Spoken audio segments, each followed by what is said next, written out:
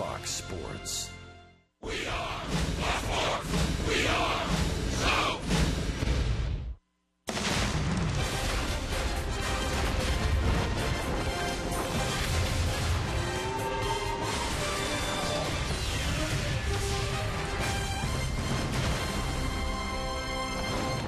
One thing the Braves have learned in their trip to St. Louis is they can play with the St. Louis Cardinals. The question today is, can they beat the team with the best record in the National League? We'll see if Atlanta can avoid a 3-game sweep before another packed house here in St. Louis. Hi again, friends. Joe and Chip, welcome back to the ballpark. A classic pitching matchup here last night. Unfortunately, Joe, once again, Shelby Miller got no run support and ended up on the wrong side of the decision for the Braves. You know, that's the 9th time already this year he's been in a game where he got no run support while he was in the ball game. I don't know how he could have pitched much better. Shelby was outstanding against his old ball club. He had a one-hit shutout working through 7 innings, but again, it was a scoreless ball game. He finally gave up another hit in the 8th inning, and the Cardinals parlayed that into a game-winning run right here on a high changeup from Luis Avilan, a sacrifice fly to left field, run scores, and that was the ball game, 1-0. So somehow, some way, the Braves have got to figure out a way to get on the board and hopefully get on the board early. Well, they'll get a lift with Freddie Freeman back in the starting lineup for Atlanta. That's certainly going to help. But as you look at the pitching matchup, no doubt about it, a W is on the line today. It's Waka versus Whistler. And Matt Whistler's coming off a good start against the Dodgers, a W. He's had a real good month of July. Meanwhile, Michael Waka, who already has 10 wins in the or 11 wins this year, he is not pitching his best right now. Maybe the Braves are catching him at a good time. His last 2 starts, he's been roughed up a little bit. Well, you know, Freddie Freeman is itching to get back in the starting lineup for the Braves. He's in there today for Atlanta in Game 3 of the series. It's a big weekend for Freddie, a big weekend for the Braves as we celebrate John Smoltz going into the Hall of Fame today. Plenty to talk about on a beautiful day for baseball in St. Louis, Missouri.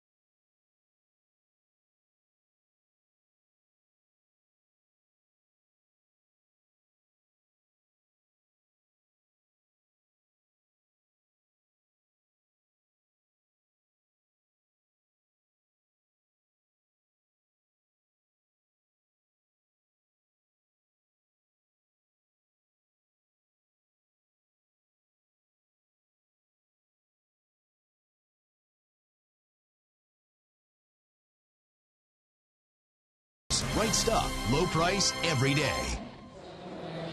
And we welcome you back to Busch, trying to get a little love here on Getaway Day, and it's always good to see Freddie Freeman.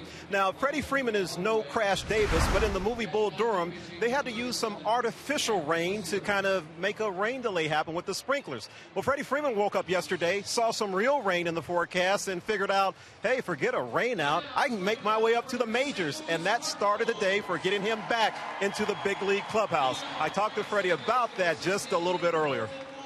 I have some negotiating skills, I guess. You know, it was a whirlwind day. I was supposed to play in GCL yesterday at 10 a.m. and you know, I got to the field, did all my early work, got all my rehab in, and then the game got rained out. So, you know, the plan was for me to go to Gwinnett and play actually today, and then fly and meet the team in Baltimore. But you know, I was only getting 3 or 4 ABs today, and then meeting the team. So I didn't, you know, in my mind, I was like, why can't I just get them in St. Louis? So, you know, I felt healthy. That was the big part of it. So I just felt like getting the 3 or 4 ABs and trying to help this team win today was the best plan. And, you know, they talked it over for a long time, and, you know, they finally agreed. So it was just nice that we could all come together and get me here. Freddie Freeman, the negotiator. Now, he has never faced Michael Walker before, but he told me there's a very good chance I'll be swinging at the very first pitch. We need to take a quick timeout. We're coming back with a whole lot more from Cooperstown, and we'll hear from some Braves greats on the great John Smoltz. Of course, it's his day. Braves trying to win, but they're winning big in the Hall. Stay tuned, everybody.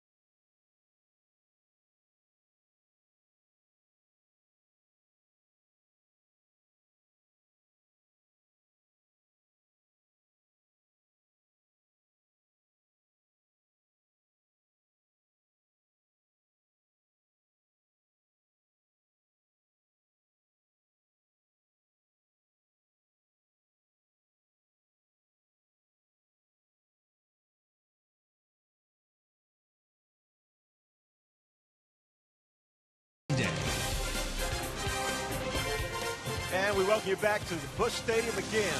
Cards, Braves, getting ready to go pretty soon, but I tell you, this day for us is also all about John Smoltz. We could spend a half hour talking about his accolades, but right now we're just going to say he's a Hall of Famer. So let's head up to Cooperstown and check in with Jen Hildreth for more on our big man.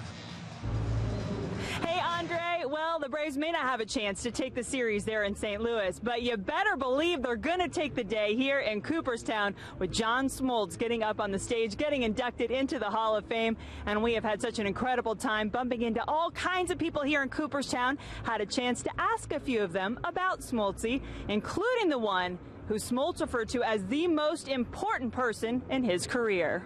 John is such a professional. You know, has spoken all over the United States, I think. So he's going to have fun at the podium, I believe, and he's going to do a great job. He's going to thank the right people, especially his family.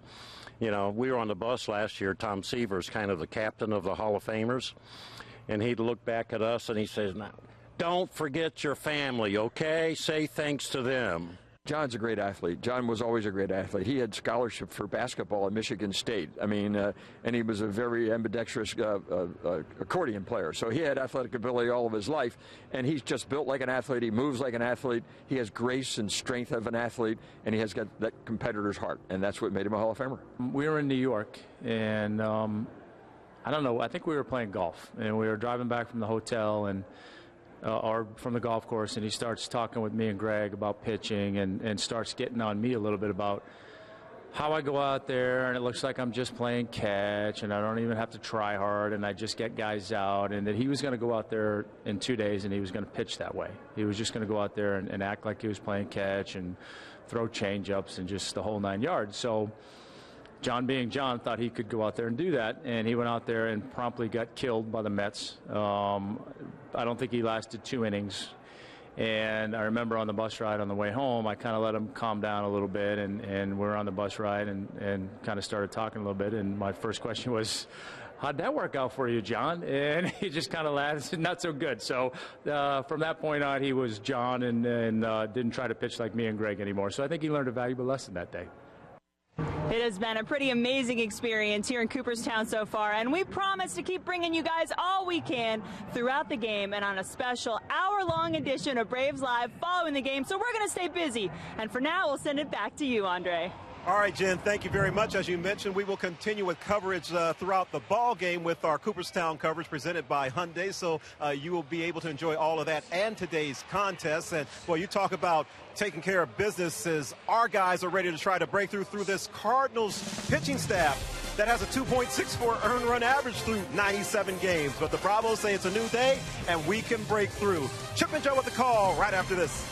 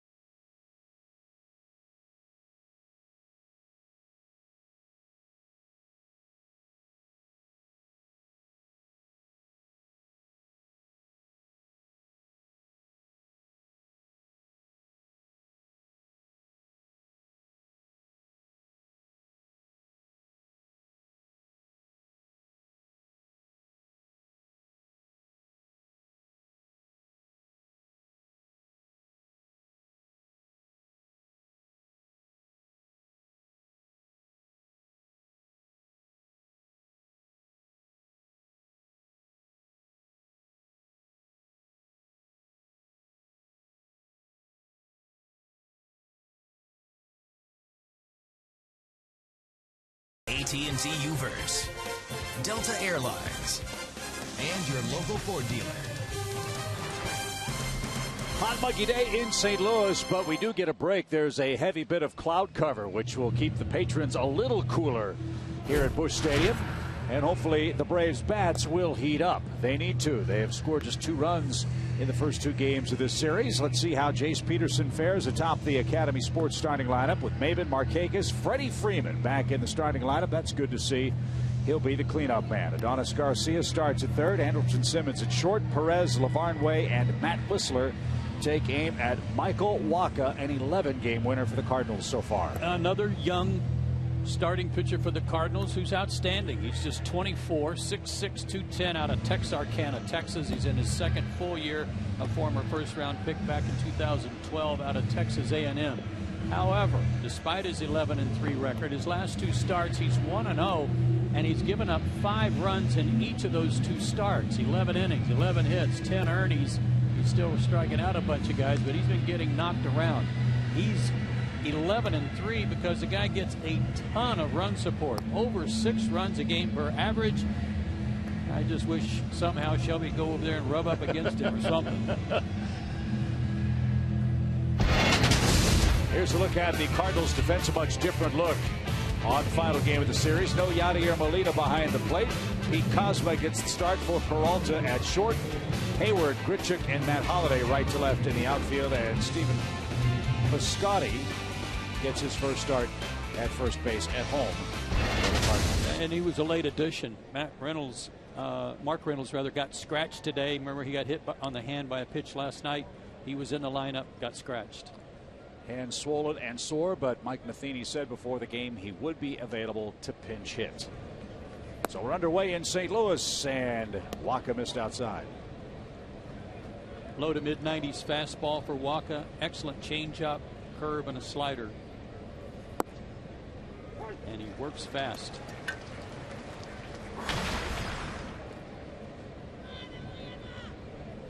Jace Peterson at 249, 3 homers. And was a little late. 1 ball, 1 strike. Braves have seen Waka before, but in relief. They'll get an extended look at him today.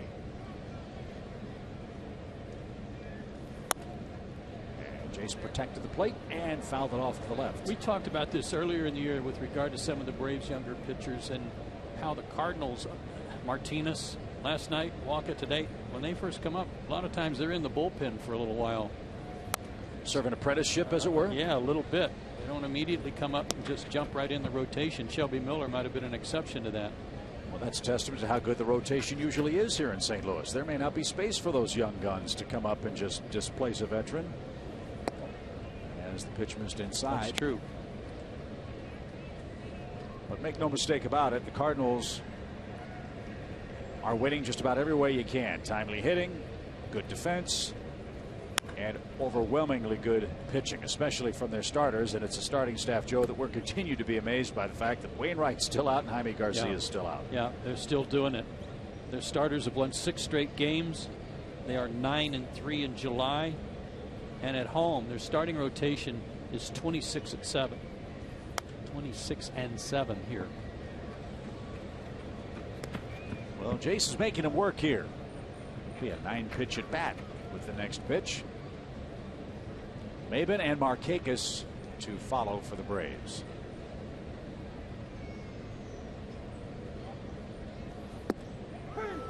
Strike 3 on a late call at the knees. Boy, I'll say it was late.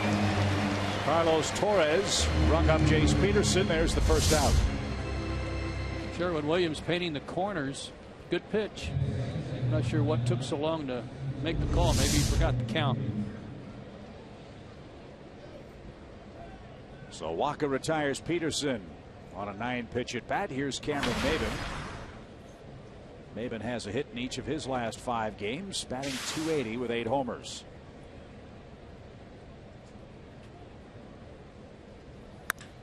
And that's sharply hit to Kozma, who plays the short hop perfectly. 2 out. Mentioned the Cardinal defense. It's a good one. That's expected here. 55 errors for St. Louis this year. They've turned 68 double plays. Kozma's always been a good defensive shortstop, but they're looking for a little more offense out of their backup man at short. Yeah, he didn't have any choice but to catch that. He was either catch it or get hurt. Yeah. That ball was ripped. Nick Markakis, the batter. And taken low. 1 ball, no strikes. One note on Carlos Torres, the home plate umpire. Second native of Venezuela to umpire in the major leagues. Manny Gonzalez is the other. And a strike. Boy, Jordan Baker had a catbird seat last night, didn't he? A 1-0 game. Fast game, too. Martinez beat Miller 1-0.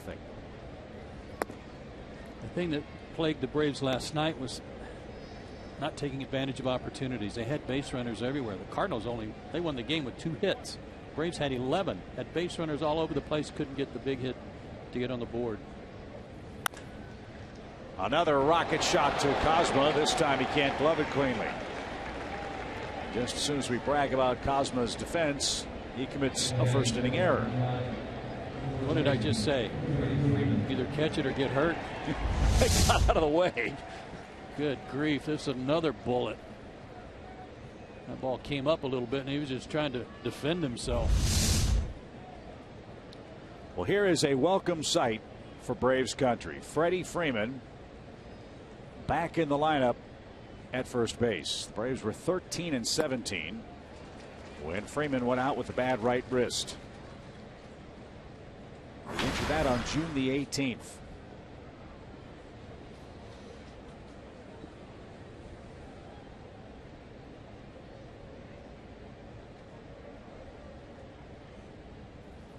And I sure hope Freddie has a good cellular phone plan, because he was working the phones all morning yesterday trying to get out of Orlando when his game got rained out. Yeah.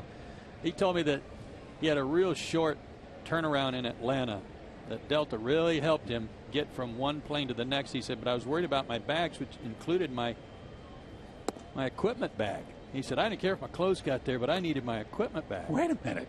We're flying. I don't want to see Freddie wearing that Braves uniform on the charter to Baltimore. Well, his clothes did arrive. Oh, okay, good. But he was sweating because he wanted to get to the game and have his equipment, which, as he put it, the next to last bag on the carousel was his equipment bag. So, well, but one of his other bags did not make it. So you don't think some Cardinal fan working in baggage handling at the airport would make him wait a bit yesterday? 2 balls, 2 strikes. And off the plate. But the Braves desperately needed him back. Hopefully he feels good enough to stay in there. It gives Freddie Gonzalez somebody to work around in the lineup, put people around him. But with the trade of Kelly, Johnson, and Juan Uribe, they needed somebody with a little pop and a big threat in the middle of the lineup, and Freddie's the guy now. Markakis will take off with a 3-2 pitch. There he goes, and it's fouled away. I mentioned the record, 13-17. That doesn't sound like much, but I'll tell you what, Braves players deserve a lot of credit for filling in as well as they could in the absence of the biggest power hitter on the roster. I mean, that's agreed. Remarkable work. And he's here in just a nick of time.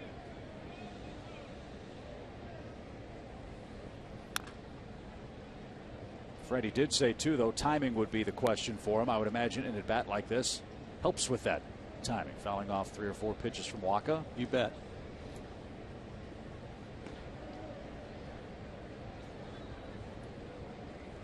I know he was all smiles this morning.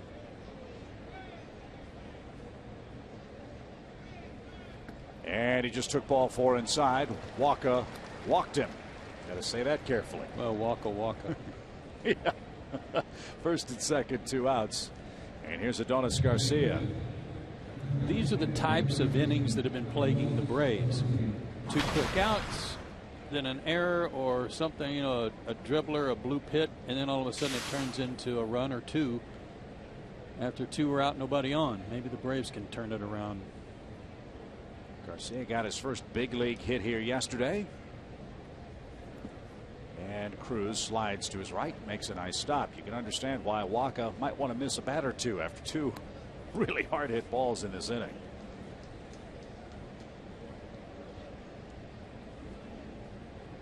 And already 23 pitches on a sticky day.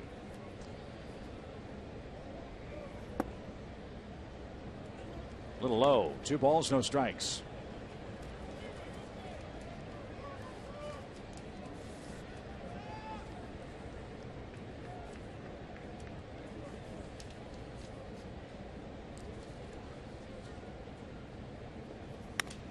Broken bat, popped to short. Kozma drifts out, still going, and he reaches up to make the play. Garcia almost dumped one in for the first run of the game, but the Braves are out of luck in the top of the first.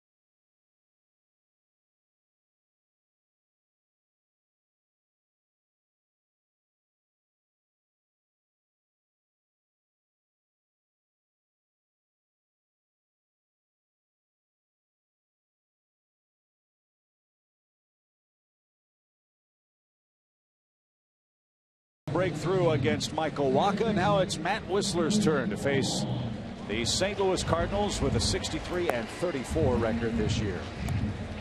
Matt Whistler makes his 7th start of the year. One of the issues for his first 6 starts is 4 runs allowed, and that will be something he will try to avoid today because of the Braves' lack of offense going into this ball game. You can't afford to fall behind early. So with that, 4 pitching keys to success. No early deficit. Try to throw some zeros up there.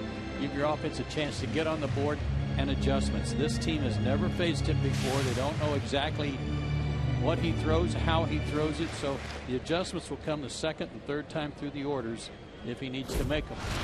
Colton Wong leads off their academy starting 9. As we mentioned, a lot of the Cardinals' big names get a day off today. Wong hitting .270, 10 homers. Good player. And Matt's first is smothered by Lavarnway, ball 1.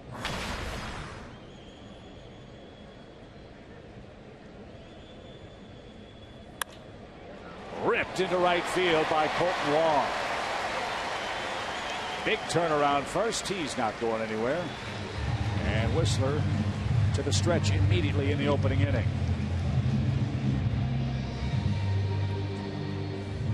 Whistler's last start was a win against the Dodgers. He beat them 7-5, and he started the game by throwing 4 shutout innings, and then ran into a tough 5th inning. Gave up 4 runs. All 4 runs he allowed came in that inning, but still worked 6 innings total.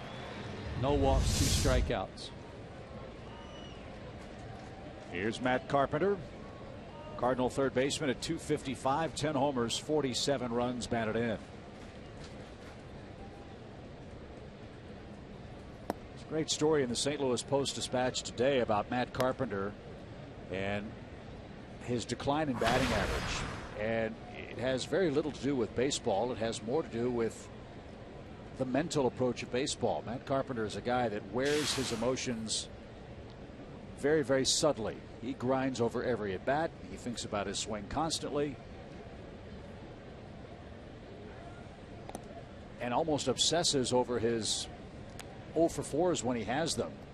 And Cardinals have tried and are trying to find a way to allow him to relieve the pressure, relieve the stress that he puts on himself as a guy with a big contract, great hitter, playing for a great franchise.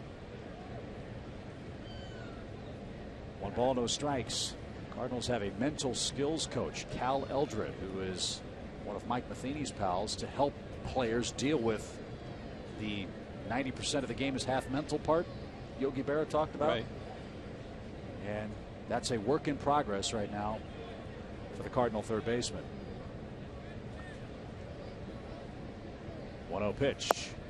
Well, I think everybody can relate a little bit to a tough work week. I mean, you're more mentally fatigued by the time the weekend gets around than you are physically fatigued. And that same thing, I mean, you have so few days off in baseball to get away from it that if you let it weigh on you day in and day out, remember, he took a couple of days off, they said, for fatigue. 2-0 pitch. That's right there. 2 balls and a strike. The difference is, no matter who you are, I doubt that many people have jobs where 3 million people are watching your every move on television. Your every success, every bit of failure too. But I think that's a fascinating thing that we may see more of in baseball. Helping all professional athletes deal with the mental side of the sport, not just the physical. Certainly was instrumental for John Smoltz. Any chance of getting that for broadcasting? Lord knows. There aren't enough hours in the day. Those radio guys really need it over there. Bless their hearts. Hey, got a treat over on the radio side. Don's with Jim on the Braves Radio Network this Hall of Fame weekend. 2 balls and a strike. And a swing and a miss by Matt Carpenter. Not usually in Cooperstown every Hall of Fame weekend, but he's with us in St. Louis, and we'll continue on with the trip to Baltimore and then on to Philadelphia.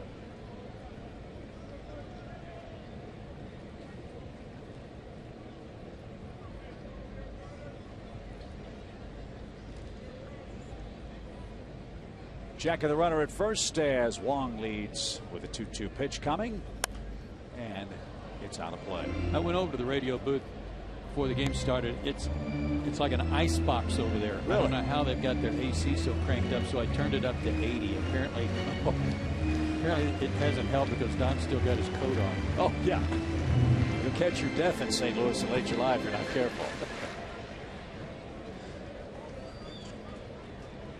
See if Matt can get a ground ball. Carpenter's fouling off all these pitches that are a little bit up. Get it down, get a ground ball. That's the other thing that killed the Braves last night. They had 4 double plays. Yeah, well, and that's Martinez. Yeah. Matheny was talking about him after the game, that he may have had his best sinker of the year last night and used it when he needed it. He pitched a great game too, all things considered. 2 balls, 2 strikes. This is what Carpenter does. This is what the Cardinals do. But they're relying so much on their pitching right now. Their offense hasn't been gangbusters by any means, and that's why that early deficit I talked about, when they get a lead with their pitching, especially at home, it's awfully tough to overcome. It's been said the Cardinals may be on the market for a left-hand hitting first baseman. Right. It's something they might try to pick up in the next few days. Fly ball, well hit center, but not well enough. Maben's going to backtrack, and he makes the play. Wong fakes a tag, but he scrambles back. 400 feet from the plate to straightaway center field in St. Louis. Very fair, symmetrical ballpark. And here's Matt Holliday.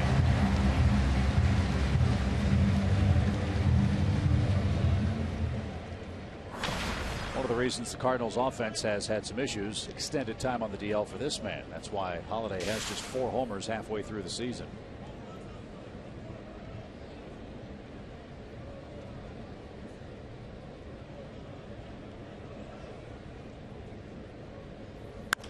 He jumps the first pitch and drives it toward right. Markakis onto the track. That was a hard hit ball. But a harmless fly to right. Runner at first, 2 outs for Jason Hayward. Gives you some idea, though, of Matt Holliday's strength. He hits the ball out to all parts of the ballpark. And that's another reason why he always hits for a high average, too.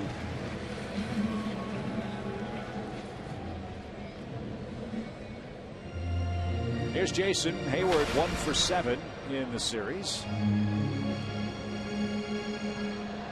Won't see Jason Hayward and the Cardinals until the final 3 games of the year. That's a little odd.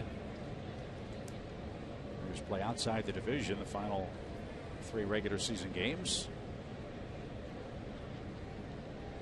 October 2nd, 3rd, and 4th in Atlanta.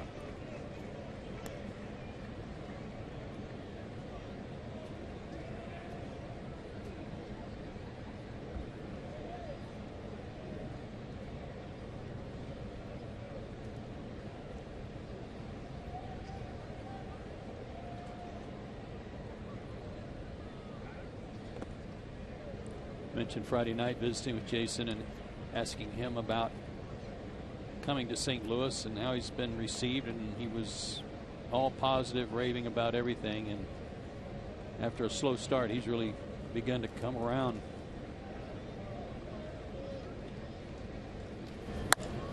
There's an opposite field hit for Hayward. That one's going to ricochet off the fence awkwardly. Long on his way to third, will be stopped. Hayward has a double. And that's the Jason Hayward we saw a lot of in his rookie year. He was a line-to-line hitter. Didn't hit it hard, but hit it in a perfect spot. Second, third for the Cardinals with 2 outs. And in some ways, the Braves caught a break here. That pitch was up. He slashes it the other way. But by hitting this wall and kicking out, Perez is able to get to it quicker. If he has to chase it all the way into the corner with long speed, it's 1-0.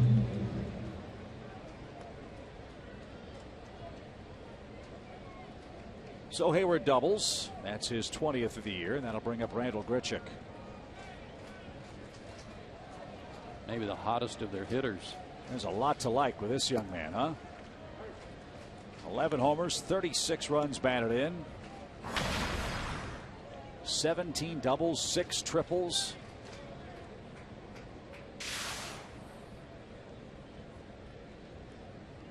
As Joe said, blazing hot at the plate right now. First inning runs in a key sequence. And Matt fired a strike. 2 good curveballs to start him.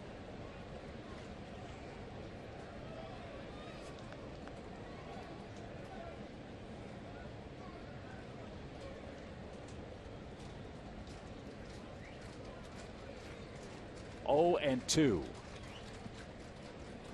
Good pitch. Nice stop by LeVar White.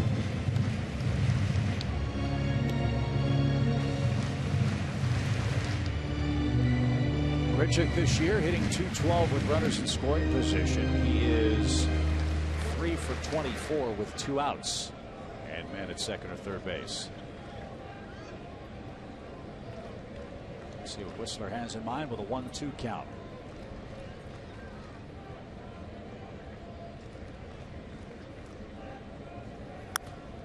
Breaking ball. And it's skied into the seats. Grichuk's got his bat laid back kind of old school. I don't know that it's resting against the outside of his shoulder, but it's almost that flat. Didn't notice that the other night.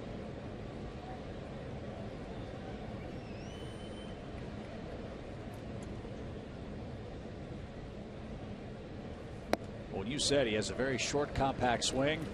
I mean, his hands might move 15 inches. Yeah, he gets him started and he moves him up just a little bit, and the bat kind of straightens up, but it's so quick it's hard to see. But it is a very short swing, as we saw in the home run, his first at bat in this series.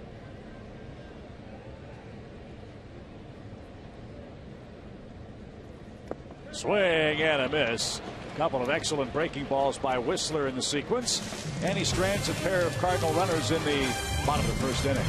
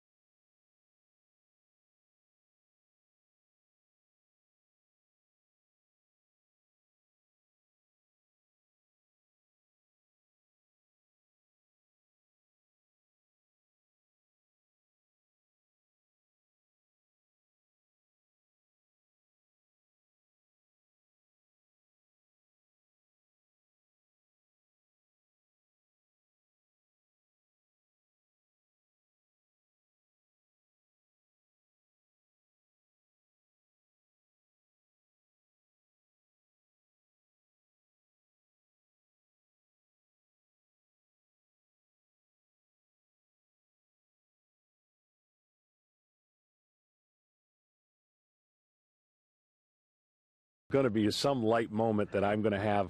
It's really geared towards Maddox. And if anybody who's followed Maddox and known what he said about me, particularly to the area upstairs, maybe got a trick or two. If I can pull it off, it'll be ready, but it's a timing thing. And, you know, it's either going to be great or it's going to be really dumb. Can't wait to hear the excerpts from John Smoltz's Hall of Fame speech, and our Cooperstown Hall of Fame coverage will be brought to you by our friends at Hyundai all day today. As we understand it, Craig Biggio is speaking at the dais now, going in as a Houston Astro. Pedro Martinez, Randy Johnson, and John Smoltz will all make their speeches today.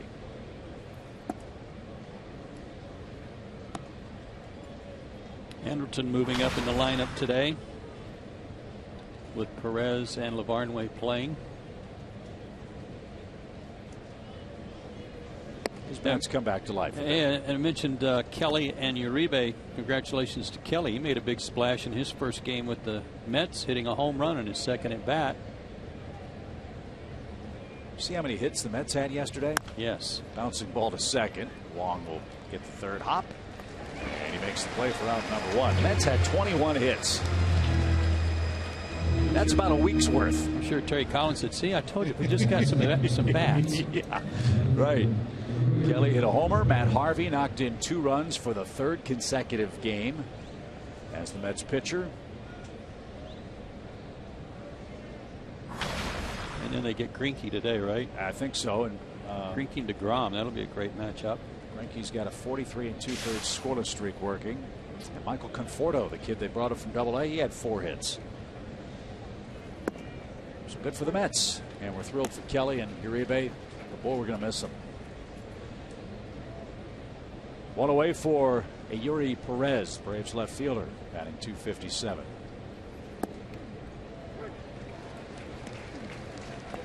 But that wasn't the biggest news of the day yesterday. No? I think it's safe to say. A certain left-hander for the fighting Phillies had himself a day in Chicago. Cole Hamels.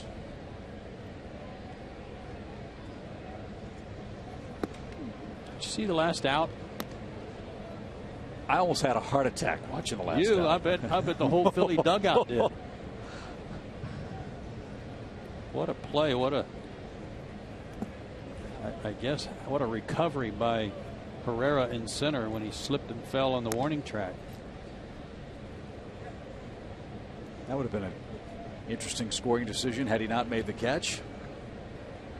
E8 or base hit. Luckily, it didn't come to that for Cole Hamels.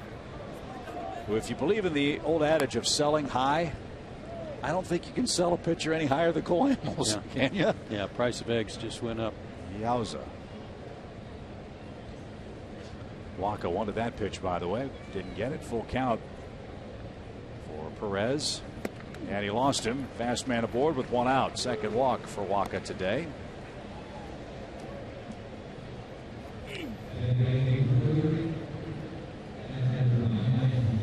That no-hitter by Hamels was the first for the Cubs in 7,920 games.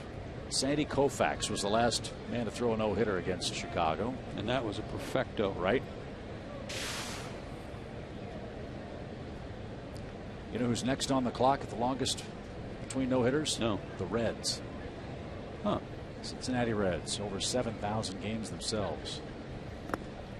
As that pitch missed low. Waka's having a little aimage problem here early.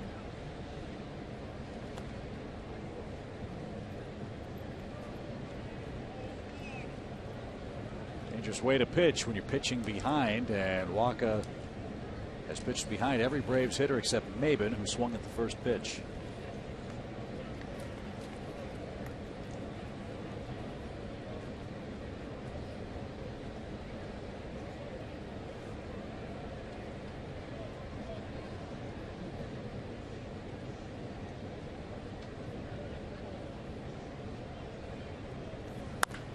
Bouncing ball fair and down the left field line. That's headed for the corner. Here comes Perez on his way to third. He'll get the wave around. He's going to score. And Ryan Lavarnway with a stand-up double has given the Braves a 1-0 lead.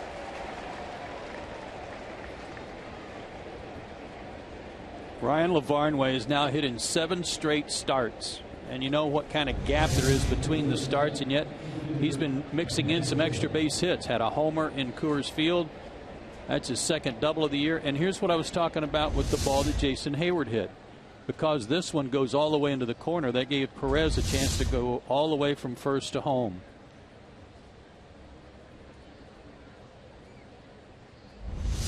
So let's get another here. 1-0 as Whistler takes a big cut and skies one out of play. Strike one.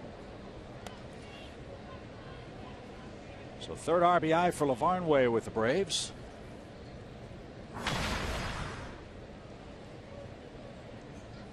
See if Matt can move Lavarnway over or around. He's got an RBI. He's got a hit too. Dribbled toward third. That is a foul ball. Foul ball. Whistler back to the plate. No balls, 2 strikes.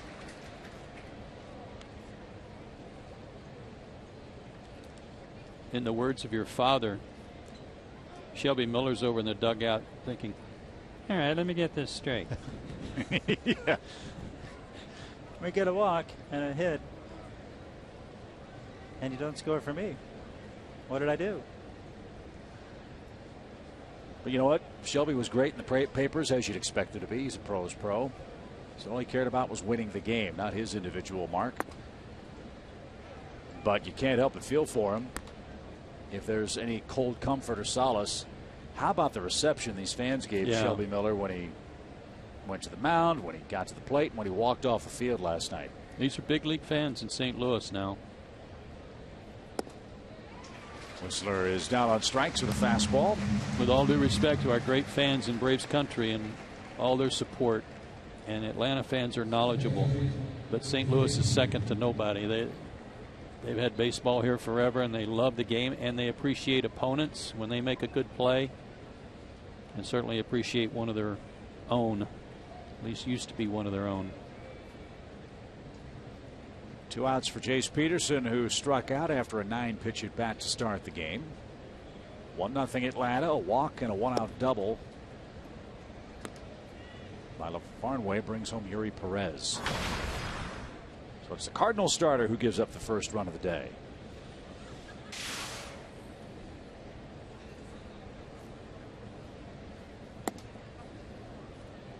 Ball 2.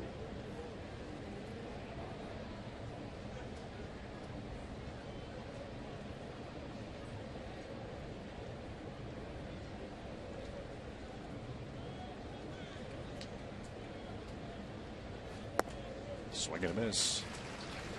Ryan, as you know, as the great Tim McCarver might say, is blessed with catcher speed. So you might have to get the outfielders on the run if you're going to bring him home with a single. Good arms all the way around in the Cardinal outfield. The pitch nowhere near. 3 balls and a strike. I was watching Ryan go home to second there on that ball in the corner, and there's one thing about his run. He gets his knees too high. He's running through the tires? Yeah, his knees are too high, and his feet are coming down virtually the same place every time. So that's an issue. I see. Like pistons. Another walk.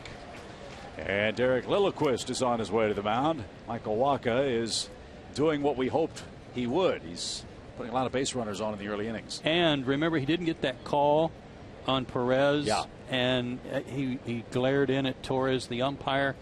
And then after the walk, the catcher and Kozma came in and talked to him, tried to settle him down. You just wonder if he's still upset by that.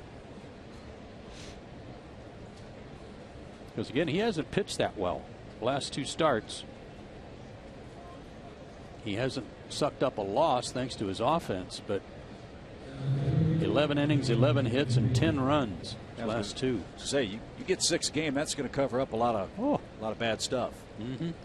6.33 run support per game. So here's Cameron Maben. He swung at the first pitch and hit a rocket to short. Kozma in self-defense made the play, and Cameron wails away again on the first and fouls it off. Strike 1.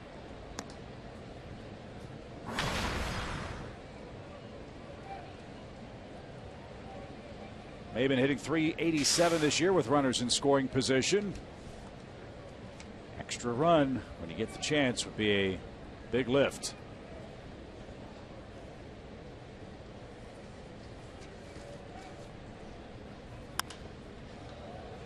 Lasered to the right and out of play. 0-2. You mentioned the Cardinals' good record here at home, 36-12. They also have an outstanding day game record overall, 19-10 in day games, 13-3 of those at home. They got it working, there's no question. Yeah. No balls, 2 strikes. And foul at the plate. Well, we've now seen every team in the National League. We'll talk about this a little later. We were very impressed with the Pirates, the Giants at the time we saw them. Dodgers, anytime you face Greinke and Kershaw, look to be as good as anybody in the National League. And all about the Nationals. They don't have their team together, so it's really hard to judge Washington at this point. They're still badly banged up. Just saw the Cubs, too. There's a base hit to left. Here comes Lavarnway. Down the stretch he comes, and he will score standing up. And Cameron Maben with a 2-out hit makes it 2-0 Atlanta. All right.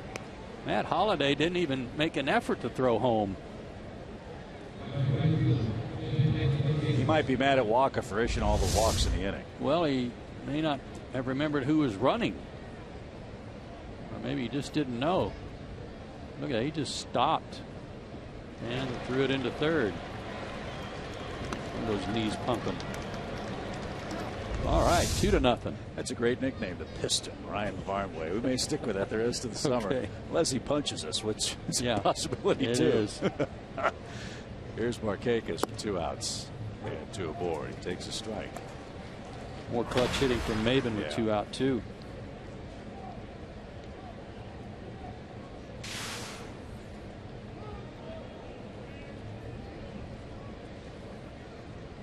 So now we like the home fans in St. Louis. Quiet.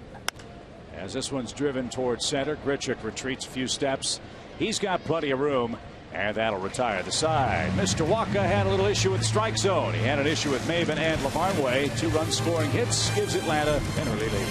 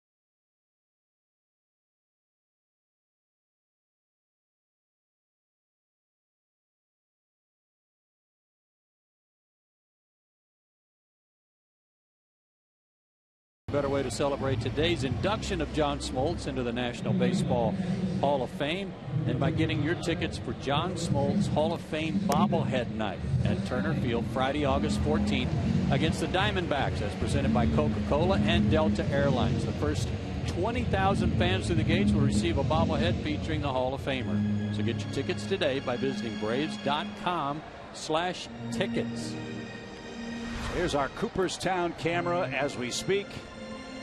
John Smoltz is being handed his plaque, and he's about to make his Hall of Fame induction speech. That's awesome. It is awesome. Our Hall of Fame coverage in Cooperstown brought to you by Hyundai. Special thanks to Jen Hildreth, Gretchen Caney, and our Fox Sports crew. They've done a great job all weekend. All the interviews, all the flavors of another remarkable day in Braves history. Who wouldn't want to be a part of that? You know what else? What makes their efforts so terrific is that it's so hard. Everybody wants a piece of those guys. Yeah. Everybody wants to talk, visit with Bobby and Greg and Tom. Simmons at short. It's Scotty. One down. With John Sherholz, to get all their impressions of what it meant to them and talk about John. So the fact that they've been able to get all those guys and talk to John too, that's good work. So I'm sure there will be a Braves Hall of Fame special on John Smoltz's Cooperstown experience in the not too distant future, and can't wait to see that. And we will, of course, as the MLB Network allows, have excerpts from John's speech. We'll be bringing those to you during the course of the game today. I mean, who would have thought way back in the late 1980s when John Smoltz came over from the Detroit Tigers that his path would take him to Cooperstown? Who knows? Maybe we'll say the same thing about Matt Whistler someday. Yep. Well, there have been a lot of great stories. I encourage anybody to look on the internet and find some of the stories about how that trade with the Tigers all came down and all the things that were going on with Detroit too. Bill LaJoy is the GM. Yeah, if you're the GM of the team and you feel like you have a team that can win the World Series, you can't worry about 15 years later. Dole Alexander went 9-0. Yeah, you try to win now. Yeah.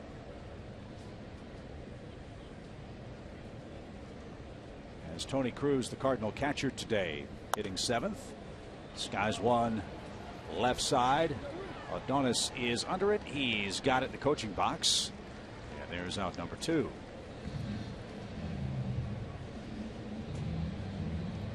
And here's Pete Cosma, the shortstop.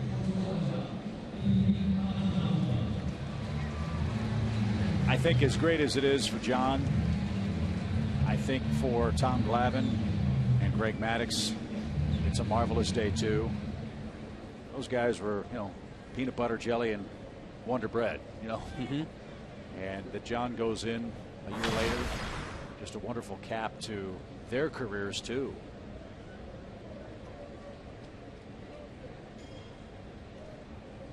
I think that's a great question. Would Glavine have made the Hall of Fame without the help of John Smoltz and Greg Maddux? Would John have gotten there without the other two? Nobody will know that, of course. There's no questioning the drive or the talent. But 3 remarkable pitchers in rotation for that long, that consistently, and that good may never happen again. Long before they went in, when they were still pitching, and people would ask Maddux or Glavine in particular, you guys keep getting referred to as 3 future Hall of Famers. Not once did I hear either those 2 guys or John ever say, yeah, that would be nice. They always deferred it and say, when my career's over, depending on where all the numbers land, we can talk about it, but they didn't think about it that way. Hard hit to center. Maven broke in, but he's able to recover. And Pete Cosma and the Cardinals are out in order in the second. Shutdown inning for Matt Whistler. He's at it again, and he leads 2-0.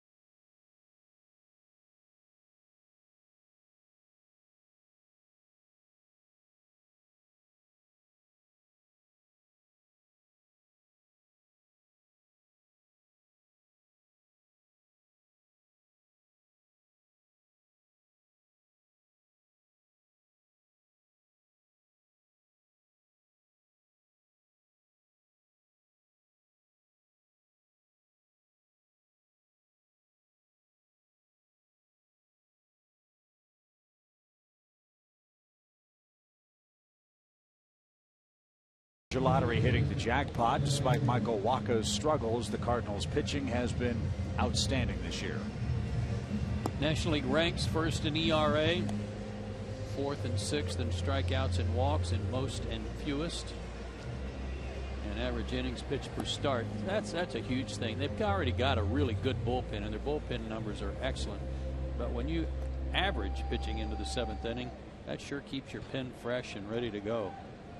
And in this environment, much like Atlanta, being fresh is very, very important. Cardinals on a long homestand. Got a chance to really blow the doors off the Central. They've got the Reds and Rockies coming in next. As Freddie Freeman leads things off for Atlanta. Braves up 2-0. Freeman walked in a scoreless first.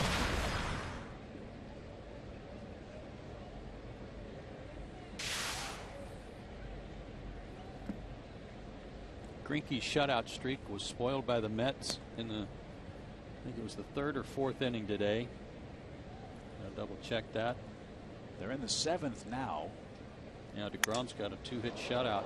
Hey, that bat went down a hero. Freddie Freeman beats the shift and guides a single into center field. His first hit since coming back. Welcome back, Mr. Freeman. That'll be a good test for that wrist, I'll bet. I asked him about the equipment bag. I said, no, you talked about worrying about your equipment getting here. What about your bats? Did you have any? That pitch wasn't even a strike.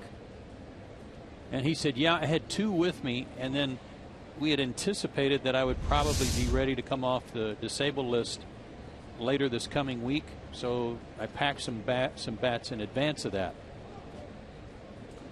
That's a smart move, as Donis Garcia bats. And that one's sprayed toward Mike Matheny, the Cardinal manager. You know, you can't carry your bats in the overhead compartment anymore. That's a no-no.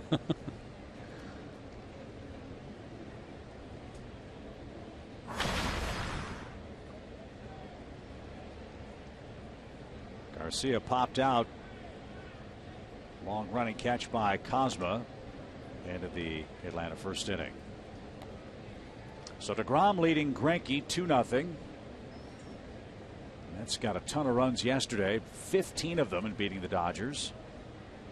Greinke's scoreless streak ends, and the Mets trying to put pressure on the Nationals. Washington's losing in Pittsburgh today. That's Garrett Cole pitching for Pittsburgh. Freeman told me this morning when I said, are you ready to go? I mean, truly ready? And he goes, yes. He said, my wrist feels good. He said, I think there's still a little bit of swelling in there, but there's no pain.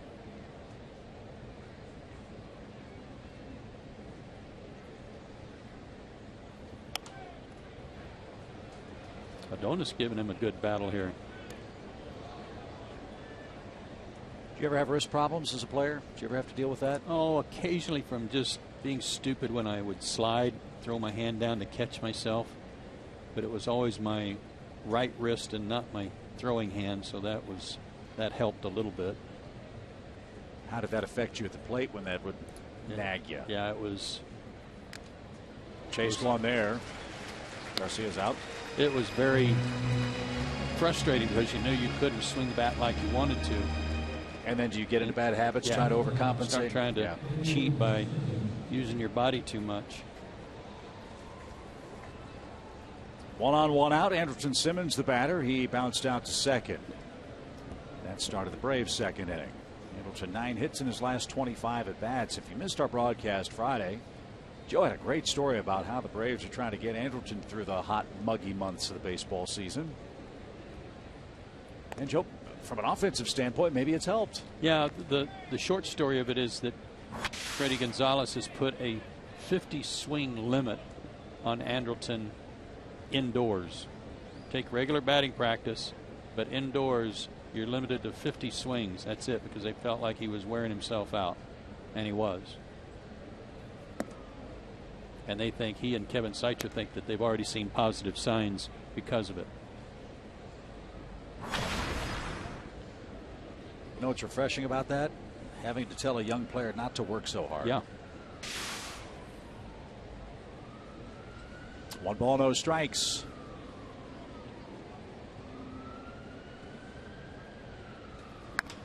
And that's into center field. Diving try. Oh, what a lucky spear by Grichuk. That's an all or nothing play. If he doesn't get there, that ball's up against the fence. As it stands, it's another hard hit single, this time by Andrelton Simmons. He was very fortunate. But I love the swing. Knows he's not going to catch it. Now he's playing it like an infielder on a short hop. But watch Andrelton swing there. The hands getting on top of that high pitch.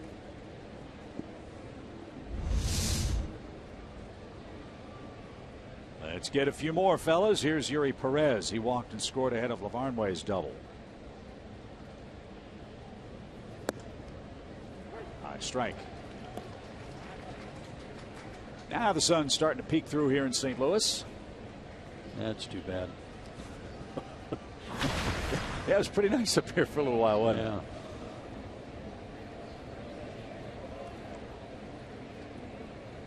No balls at a strike. Bouncing ball up the middle. Wong's got it. Steps on the bag. And a strike to first. Braves had a double play like that last night. Perez doubled up. Atlanta out of luck in the third. The pitcher starts things off for the Cardinals.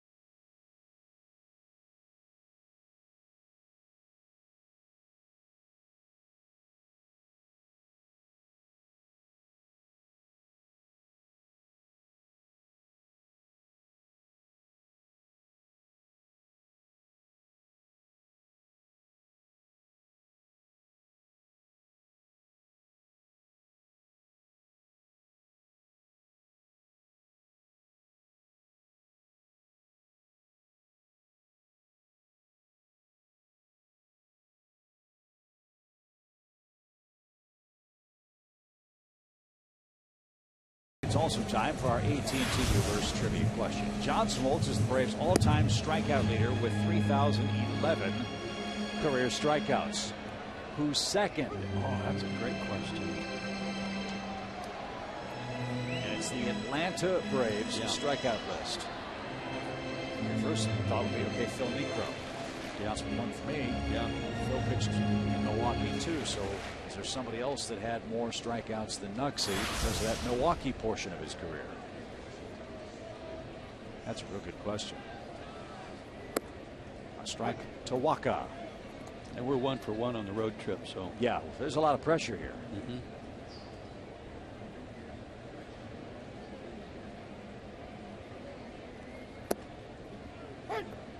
The more you see Matt Whistler, the more you can't help but like it. Had a little trouble in the first inning, pitching in this baseball hotbed. He knows the history of the Cardinals. Just doing his thing, and another excellent breaking ball.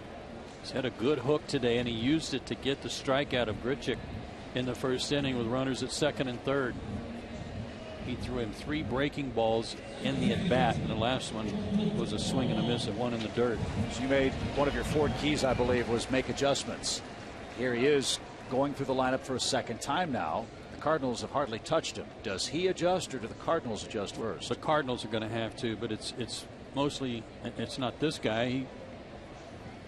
He lined a base hit, so did Hayward on the double down the line. So we'll see if the other guys that maybe didn't have good at bats, if they are a little more patient. Colton Wong out of Hawaii. Pops one up. And who wants it? It's going to be Whistler. Braves pitchers. I got it. Can of corn. Nothing to it. 2 outs. That away. Take control. 6 up, 6 down for Whistler after the Jason Hayward opposite field double in the first inning.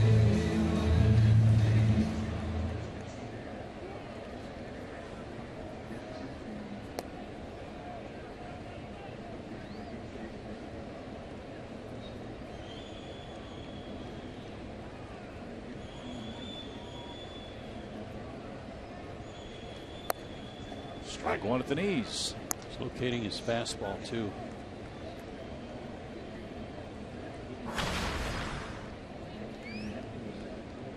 Last 2 years, Matt Carpenter had more hits than any player in the National League. And he's got his hands full with Whistler, who's got everything working to this point.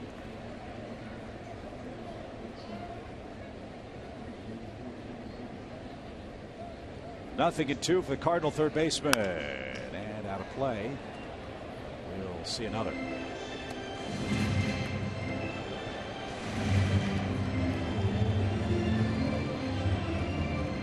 St. Louis has the Reds next. They won't have to worry about Johnny Cueto.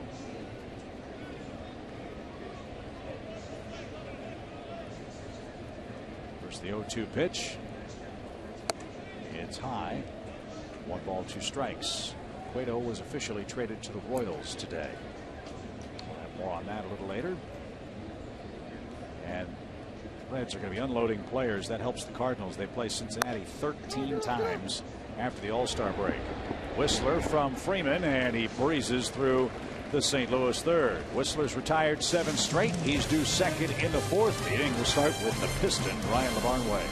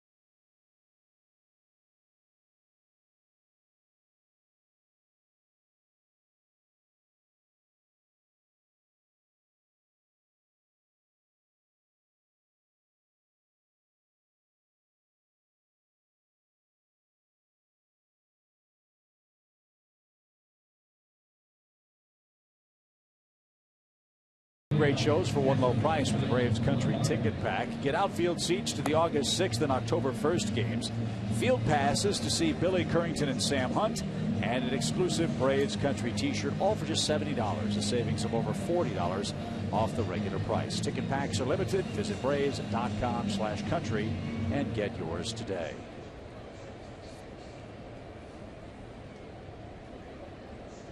Braves fans can crow a little bit now. They're up 2-0.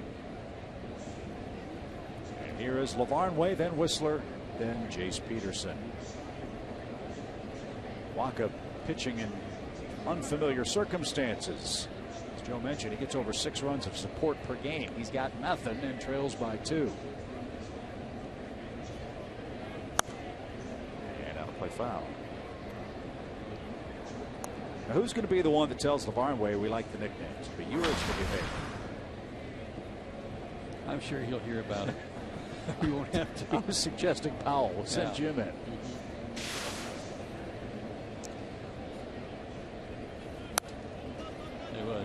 put some good swings on the ball. It's so hard to stay sharp when you don't play any more than he's been playing, and he's done a great job of adjusting to that.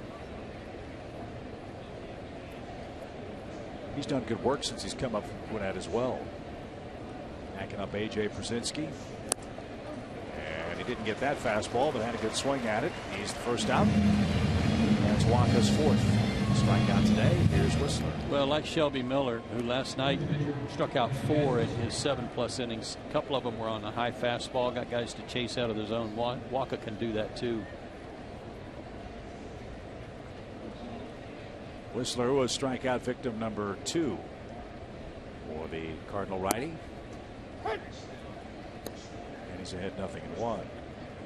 Waka's from the Midwest. He's an Iowa boy.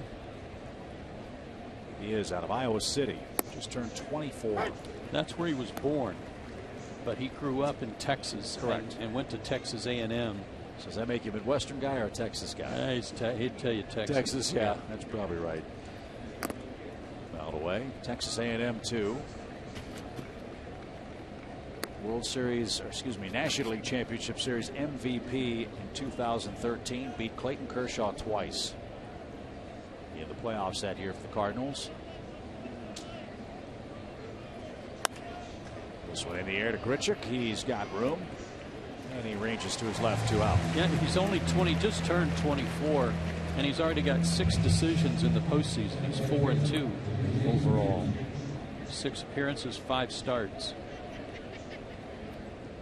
His season cut short last year. He made only 19 starts, pitched 107 innings. Right shoulder stress reaction. Missed 68 games. They shut him down, as you'd expect. But in a way, that might have been a blessing for him. Limit his innings. And he's certainly come back this year with a vengeance. He sure has.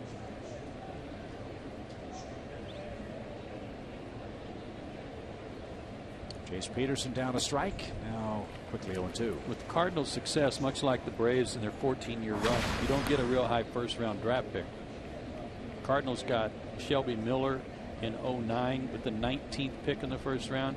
They got this guy in 2012 with the 19th pick.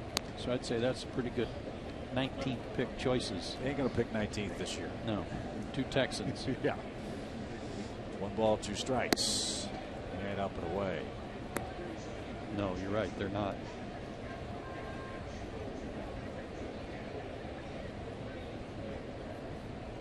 .73 pitches for Waka. His 74th is hit right at Matt Holliday, and that's the inning. 3-4-5 coming up for the Cardinals. 2-0 Atlanta.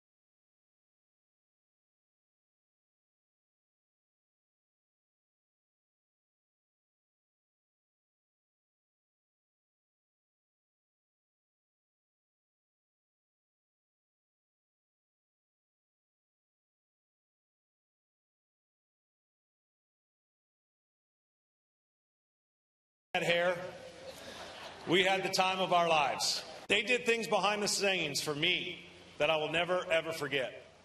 When I lost my changeup, they were there helping me to find it. When I lost my golf book, which was the prized treasure of what I had because I was the golf concierge, they looked tirelessly and helped me find it. Recently, I've lost 20 pounds, and they helped me find it. Thank you, guys. He said he had something ready, Joe. Yeah, he did. He pulled it off. And our Cooperstown Hall of Fame coverage again brought to you by Hyundai. We'll have more of John's speech as he continues to wax poetic in Cooperstown today. Braves took a gigantic contingent of people to upstate New York. Almost everybody, I was told, with 20 years or more service in the organization was invited up for John's induction ceremony, including the great Walter Banks, who made the trip. Oh, how exciting. That's great. It's great by the organization. Matt Holliday leads off for St. Louis. Whistler's retired 7 straight. And Conway held it there. Pretty good pitch. Where was that one?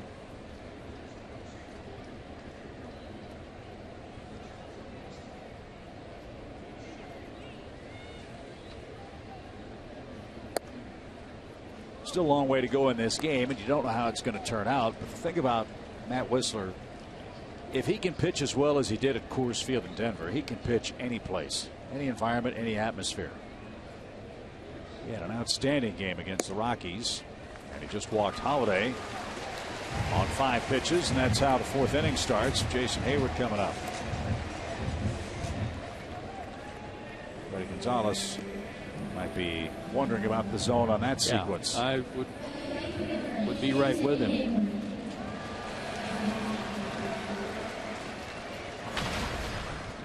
In Denver, Matt went 6 innings of 6-hit 2-run baseball, 7 strikeouts. Now Hayward hits.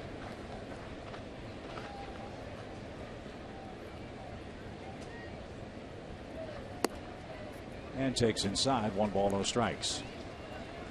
Okay, we've seen Jason a couple of games since he's put on a Cardinal uniform. Does he look different? Does he look the same to you? What do you think? Looks about the same to me. You know, one of the things we talked about with Jason, especially last season, was how far he stood from the plate. He's still way off the plate, but he's hitting .280, so things are working well. Good pitch. Even count. That first pitch to him was in on his hands, kind of moved him back, and then they went away. But the pattern, it seemed, against Jason when he was with the Braves was to tie him up,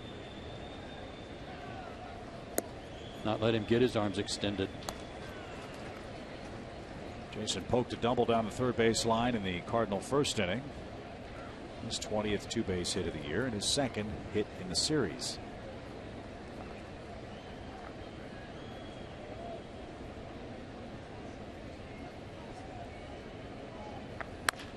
Bouncing ball up the middle. Jace has it, takes it to the bag, dropped the ball.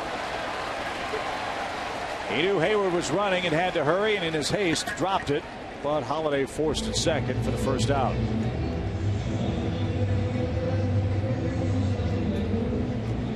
No error, can't assume a double play. Yeah, that's a shame because that was going to be an easy one.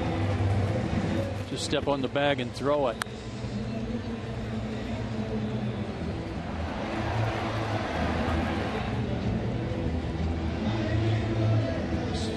Bar of soap came out of his hand. So Randall Grichuk bats. He struck out his first time up. That got him with a breaking ball that was in the dirt, and he couldn't resist.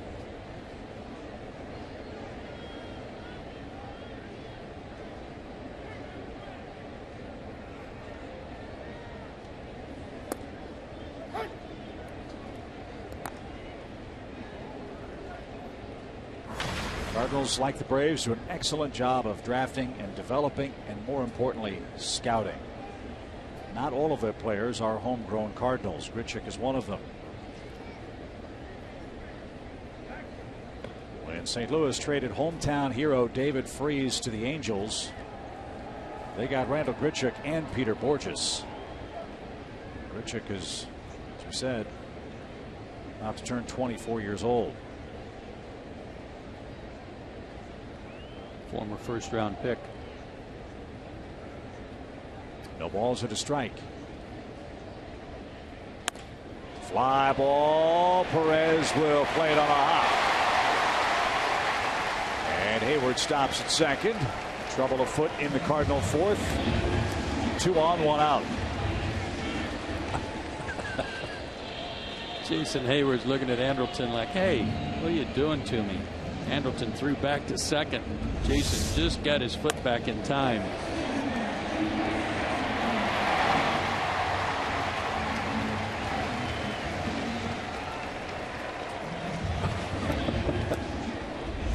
So the inability to turn that double play all of a sudden significant. Bring up Stephen Piscotty. He's 2 for 10. And grounded out to short his first time up. Another one of those would be welcome. And Whistler paints the corner. Strike 1.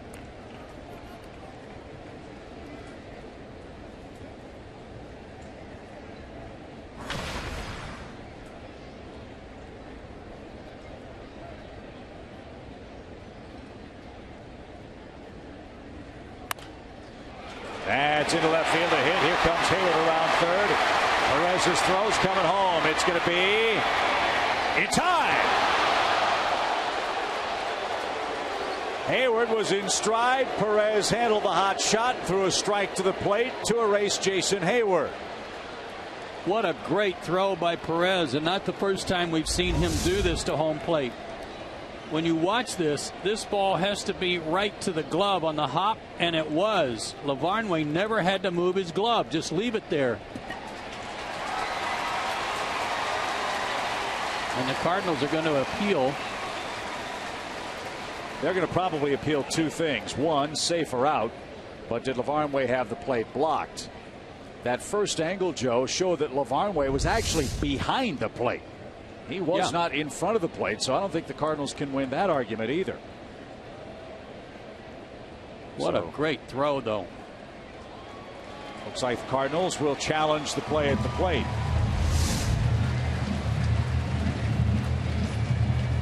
Wow, he's got an avenue there in foul territory, but both legs slid into his right shin guard. See that left foot, while it might have been ahead, have a chance to get in there, it hit the shin guard and just, I mean, accordion. The angle down the third base line, too. Jason had a very wide turnaround third base, and at the last minute, he veered to his left to try to get to the plate. Of course, Cardinals fans are seeing the replay above. They think Hayward's in safely. But the high home angle that we showed Lavarnway appeared to be behind the plate, and that Hayward just slid into his glove before he got to the plate. Well, he did a great job of keeping Jason's foot from getting to the plate while he waited for the baseball here. Well, he actually had the ball in time. And the tag is on the right knee, but the left foot never appeared anyway to get to the plate. It went into his shin guard. And was in the air. Yeah. So foot in the air there, and then bang, he hit the shin guard, and then touched the plate. Again, the call at the plate was out. So there has to be enough clear and convincing evidence for the Cardinals to change that out into a run scored for Hayward. And I'll say this too for Jason. Hitting that shin guard in the air, he's lucky he didn't hurt his ankle or foot somehow. 2 big guys, that's for sure. Yeah. Carlos Torres, the umpire, had a good look at it, made sure Lavarnway could show him the ball. When he did, he rung up Hayward for what should be the second out of the inning. But boy, oh boy, did Yuri Perez come up throwing.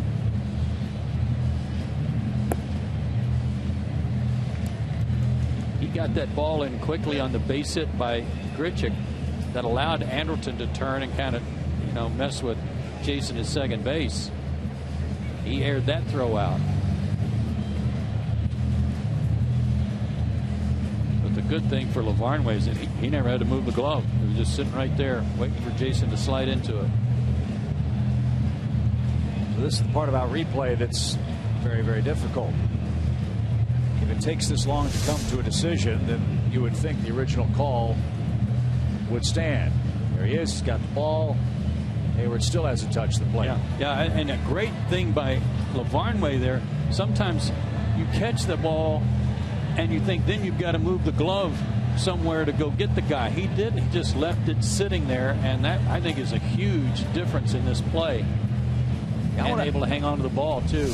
I want to ask him who his catching instruction was provided by in the minor leagues and in the major leagues, because we've raved about his work defensively behind the plate, and that's another subtle little thing that perhaps saved a run for Whistler and the Braves here. And this replay is taking way too long.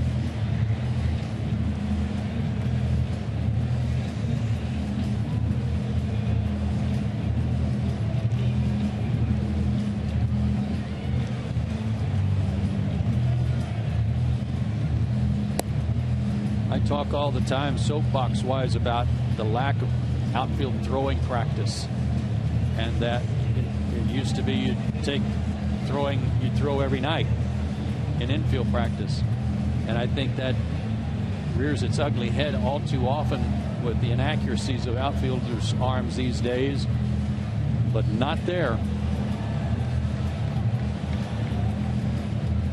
This is what baseball hopes to avoid with replay, interrupting the flow and pace of the game, and that's exactly what this lengthy review is doing. I know they want to try to get it right, but if you don't have conclusive evidence by rule, the call has to stand, and the call was out.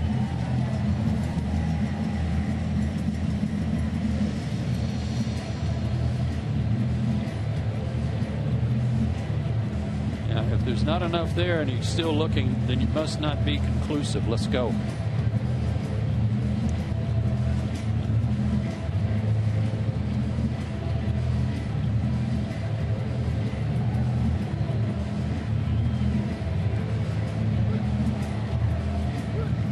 Usually when it takes this long, the call will stand, because they're searching and searching for some reason to overturn it and can't find anything.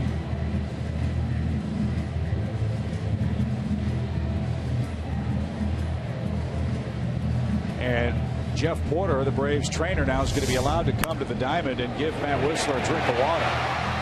Wow. And the Cardinals challenge and win. The call is overturned. Hayward is ruled safe at the plate. I am shocked. I am too. Freddie might want to know, is it on the call or a block of the plate? Which is it? I don't get it. I don't see it.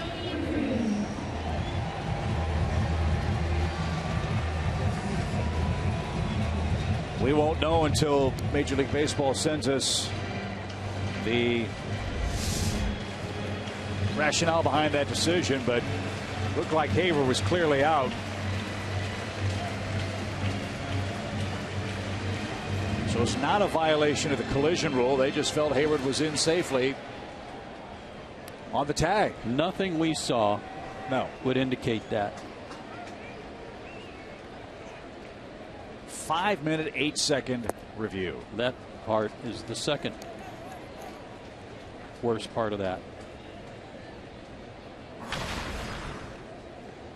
So a run is in for the Cardinals. It's a 2-1 game. Tony Cruz, the catcher. And let's not forget, not turning a double play has loomed large in the inning for the Braves. Yes, sir. Swing and a miss. It's 0-2.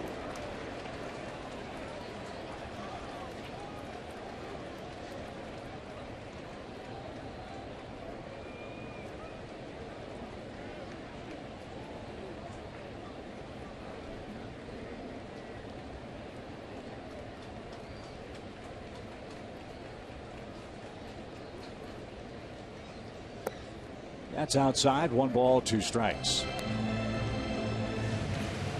The inning began with a walk to Holiday. Hayward hit into a bouncer up the middle. Peterson stepped on the bag, dropped the ball, trying to throw to first. Grichuk singled. Piscotty is singled. Hayward scored, and after a 5-minute, 8-second review, Whistler's back to work.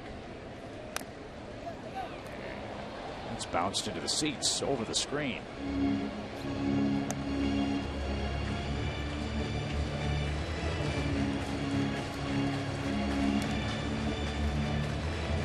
Couple of tough breaks for Whistler this inning. The double play ball and the overturned call.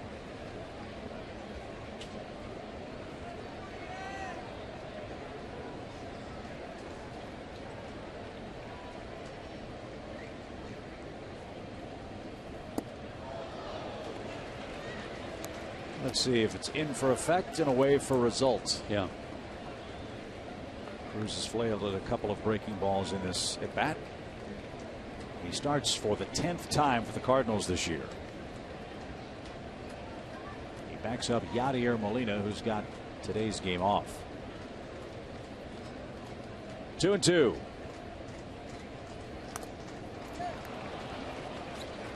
Ryan couldn't hang on. Tough break. Do it again. Another good curveball, though.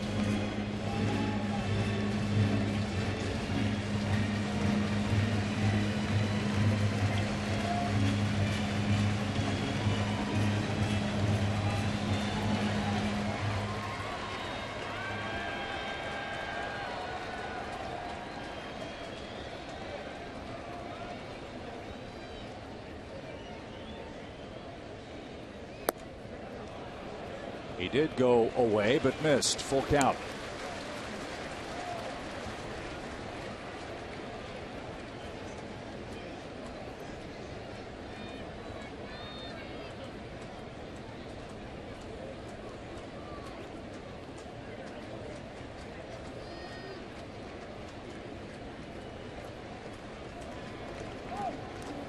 Runners go, and the pitch launched back toward us. Tony Cruz, another nice story. Born in Palm Beach, Florida. Cardinals train in Jupiter, Florida. He'll turn 29 and was the 802nd overall player picked in the June 2007 draft. He got to the big leagues in 2011.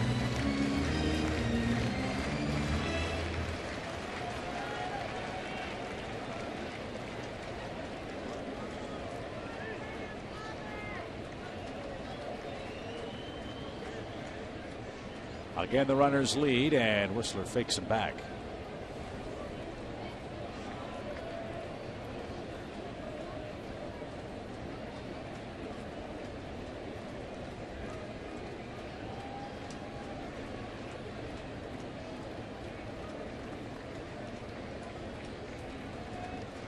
Now we're ready. Another 3-2 pitch.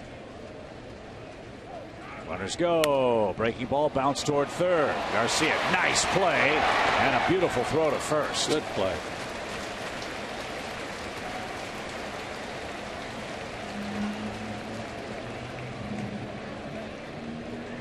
That saved 2 runs. With both guys running, if it gets down the line. And instead it's an out. Good play.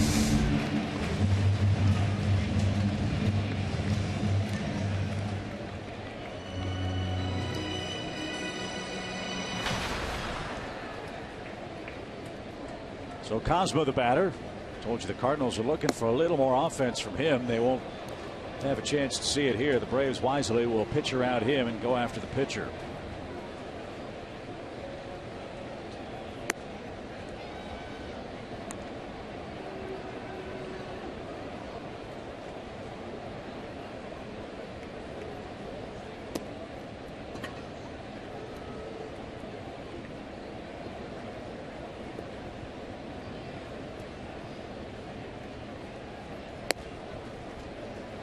So they're loaded. Let's see what Whistler does with Waka. Waka's 6 for 33 on the year. Came in hitting a .188, not bad, with a double. 4 RBIs.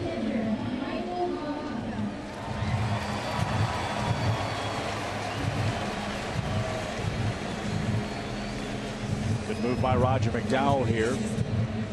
It's been a long inning for Matt Whistler, not just in pitches, but in time standing in the sunshine. 5-minute, 8-second replay review.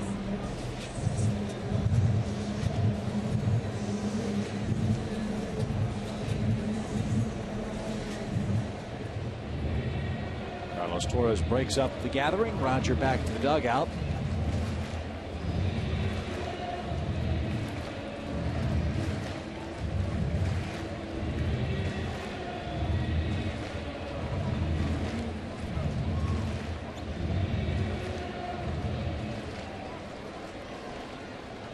Chance to get out of the inning with only the 1 run scoring that shouldn't have scored.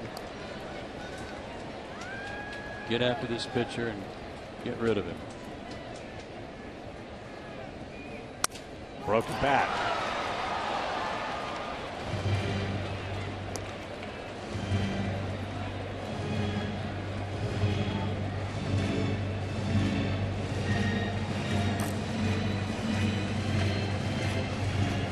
You know, Waco spelled backwards is a chaw. Something you know a lot about. Yeah. No balls at a strike.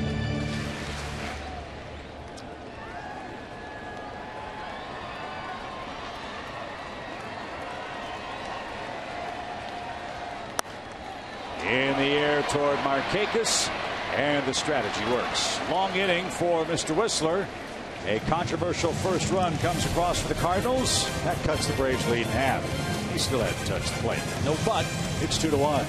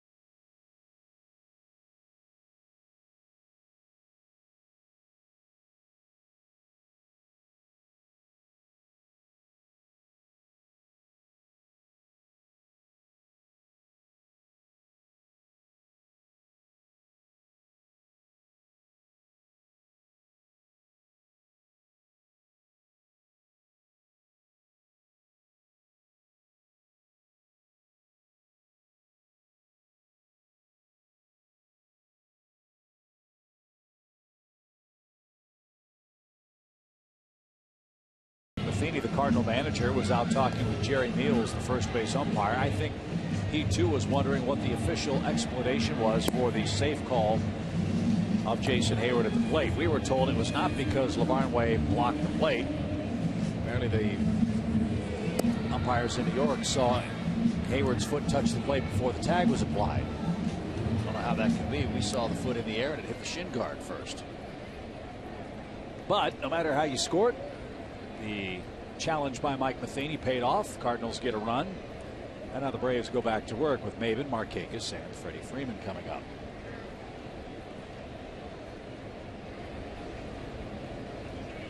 Cameron with an RBI single. That was a 2-out hit in the second. It's the difference in the game so far.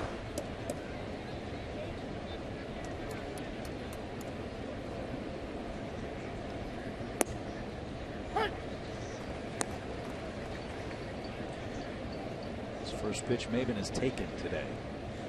It's a strike. So was that one on a check swing. 0-2.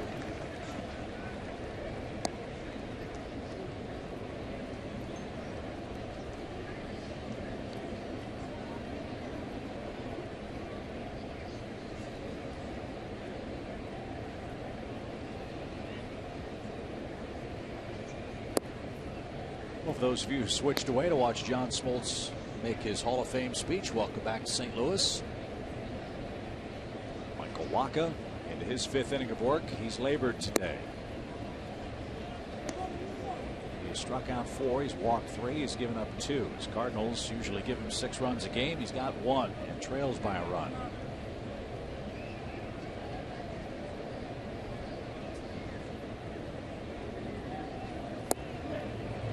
He just tied Maven up for strikeout number 5. 1 away.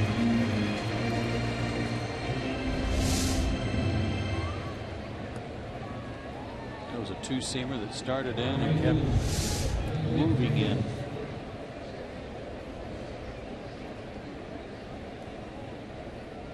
Nick Markakis 0 for 2. He'd like a good finish to this series. You know he's looking forward to action tomorrow night. That's when the Braves head to Baltimore. Play the Orioles in interleague play. I can't remember the last time I was at Oriole Park at Camden Yards. Look forward to seeing that great baseball field. And it's into the seats. 0-2. Pirates lead 3-1, bottom of the 8th inning over the Nationals. Mets 2-1 now over the Dodgers. LA has the tying run at second with 1 out in the 9th.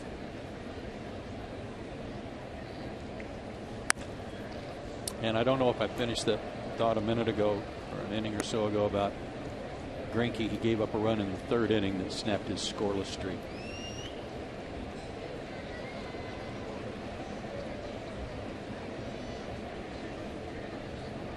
Oh, 2. For me, the Dodgers are suspiciously quiet on the Cole Hamels front. They have prospects. They have unlimited cash. They're looking for 2 starters. It's not guaranteed that Hamels will get traded. It's not guaranteed that his no-hit bid is the last game he pitched as a Philly. Popped up left side and playable. Carpenter's got it. Here's on number 2. 6 straight retired by Mr. Wacha. Braves catching him at a good time. July's been a little rough. Well, you can see how great he was pitching the first 3 months. But those 2 starts here in July, his most recent 2 starts, the 10 runs in 11 innings have caused that July ERA to skyrocket.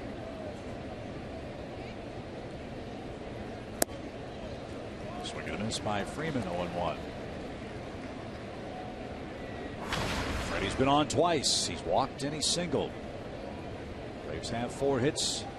So do the Cardinals. And it's in the dirt. You mentioned we potentially could see Cole Hamels if they don't trade him, right? Yeah, if he's still with their ball club, he's scheduled to pitch again Friday in Philadelphia, going for the Johnny Vandermeer. Consecutive games of no-hit ball. Ground ball foul. He can't use the one that he was part of in September to back that up, can he? The Braves, remember? No, I don't think so. Doesn't work. Can't parlay that. No. Okay. 1 ball, 2 strikes. And a shot to the left side. Good idea by Freeman. Tried to spoil the shift, but the Cardinals broke his heart. 7 straight retired by Wacha. Top of the order coming up. 1-run game.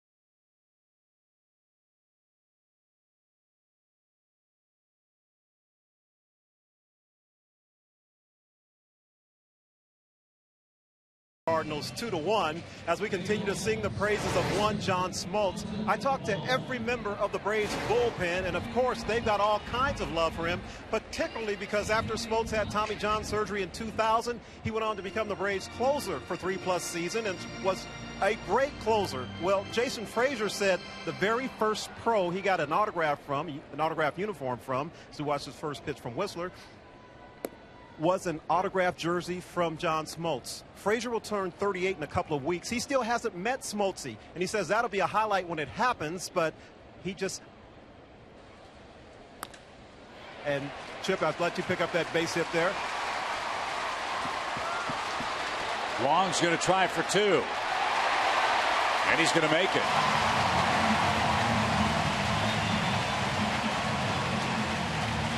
Just to finish up, though, Frazier said that it was everything about John Smoltz that he had that he kind of envied, most of all his size, because Frazier is kind of a small guy, but that's why Frazier throws hard. He kind of watched John's competitiveness, and to talk to every member of the bullpen to see that John could leave from starting to be a successful closer and to go back is another one of the reasons he's in the Hall of Fame, but the respect is at another level from the guys out in our pen, guys. Thanks, Andre. Carpenter, the hitter, runner at second.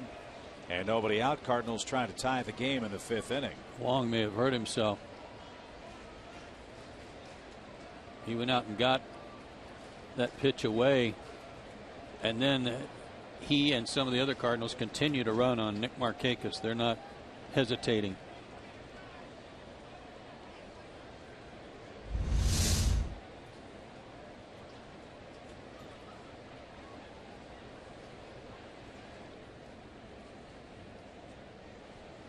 That looked like maybe a 3-point landing.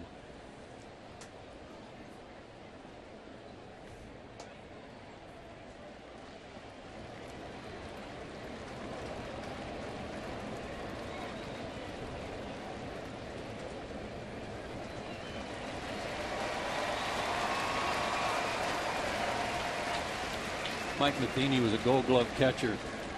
He probably got out there and said, wait a minute.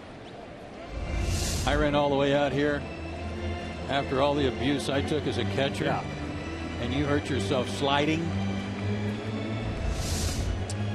Game's changed. See ya. Yeah. Hang with them. So here's Carpenter. 0 for 2. 2 more hits for Colton Wong today.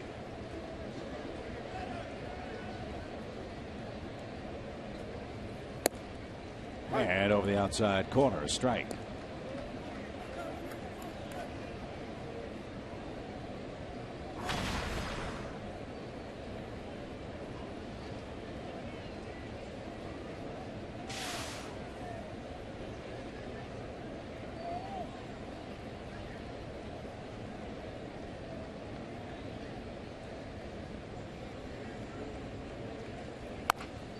Dribble to short. Simmons will have one play, and Freeman with a scoop. Got it. And Mike Matheny might want to challenge this one. But Carpenter makes his way to the dugout. Does not offer much of a protest. Good read by Wong to take off, knowing it was slowly hit, so he was able to make third. And a walking lead, too. Great play by Freddie.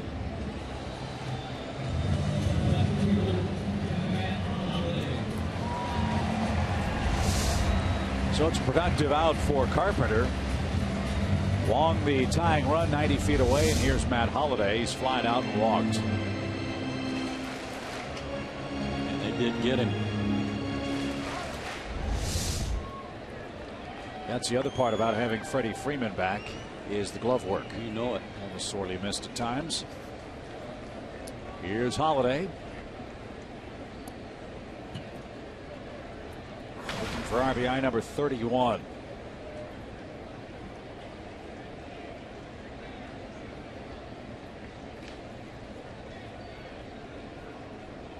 Infield comes in. That's a lot of fun with this guy up. He almost got hit. 1 ball, no strikes. Love the pitch. He's a good first pitch fastball hitter in these situations, and they made him move his feet.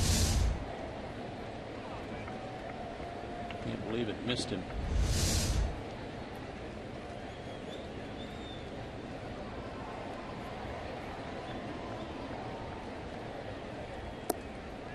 Already seen him drive the ball deep to right today and was hit for an out in the first inning.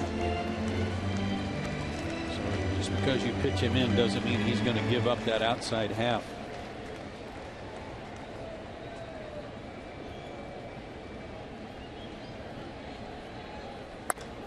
And a base hit the other way. That ties it. Holiday around first. He's on his way to second as the ball skipped away from Markakis. And the Cardinals, with a pair of doubles in the 5th inning, have tied the game.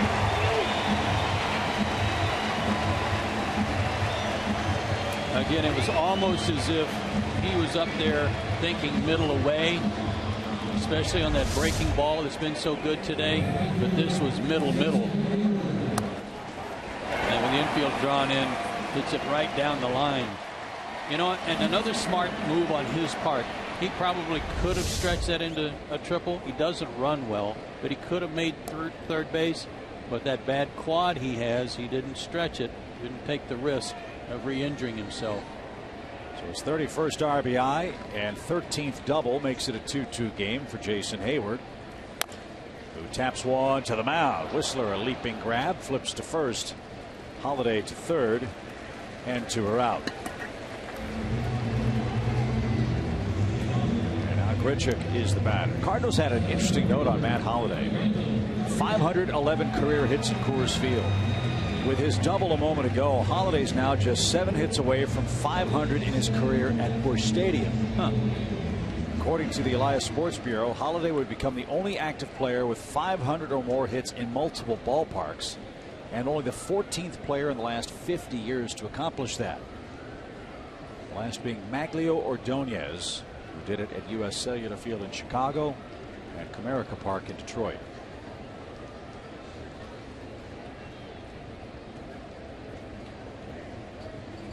Here's Grichuk. He is singled and struck out.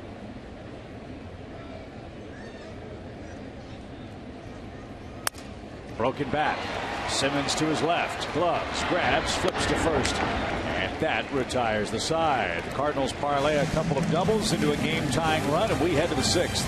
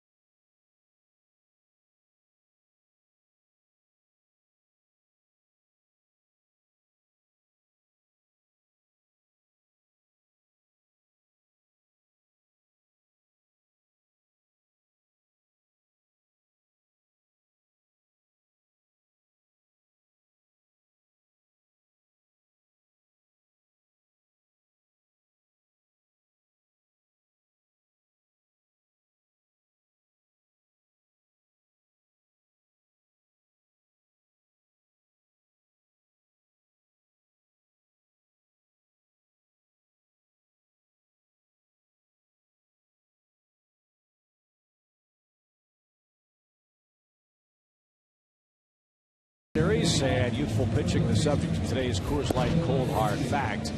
Both the Braves and Cardinals have gotten a lot of mileage out of young starting pitchers this year. Well, and usually it's a team that is kind of retooling, as we like to say with the Braves. It's getting their team back together in a way. Well, the Cardinals are not in that situation. They are already well on their way to winning the Central Division, and yet they still have all this young pitching. And I think a point you made earlier is one worth repeating. The difference between the Braves and Cardinals in that regard is the kids that Atlanta has called up were starting pitchers in the minor leagues, while several of these Cardinals starters have served apprenticeships in the big league bullpen. So they have ideas of how to get major league hitters out. when they moved in or out of a relief spot into the starting rotation. Learning on the job. Yep. In the air by Garcia. That's pretty well hit. Hayward going back, still going back, leaping at the fence. He can't get it. Garcia's hit a leadoff home run. His first in the big leagues, and it puts the Braves in front.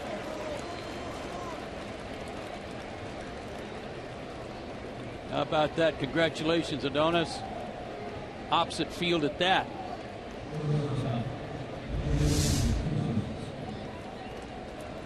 Looked like a cutter. It stayed in the middle of the plate.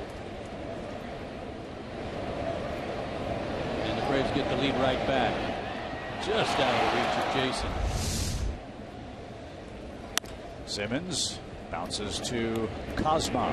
He's got it.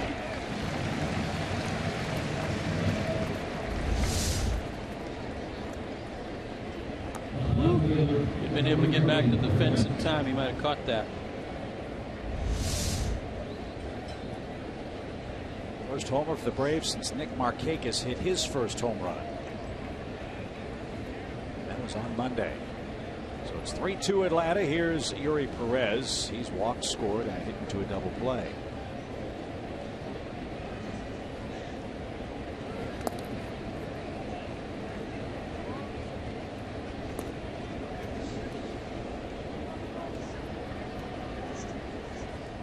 Special moment for that young man. Swing and a miss.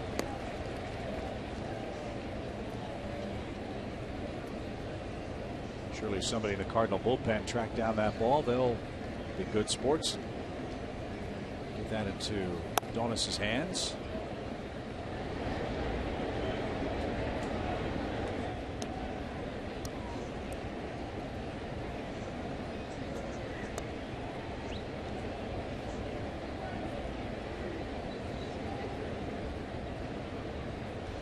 One ball, 2 strikes.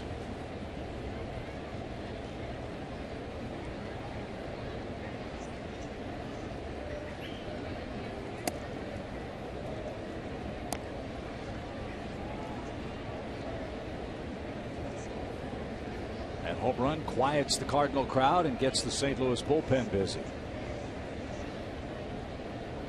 You just feel the momentum shift when you don't get those shutdown innings. Cardinals just got it tied. Milwaukee gives up the leadoff homer and the lead 2.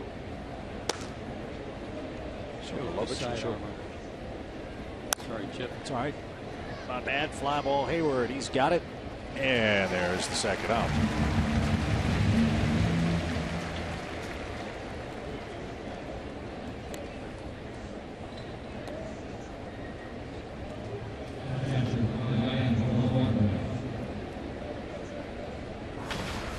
Good work by LeVarn, way behind the plate and at the plate. He's got an RBI double and a run scored. He scored the second run for the Braves today. That was back in the second inning. 3-2. And ball 1. Mets gave up the lead in the 9th. They're batting in the bottom half, tied 2-2. Pirates beat Washington 3-1. Garrett Cole now 14-4 for Pittsburgh. And a ground ball right side. Pitcher has to cover. Walker did a good job. And that retires the side. Well, with a man named Adonis, you know he's got a beautiful swing. That's a pretty result, too. A solo homer to right gives Atlanta a 6th inning lead again.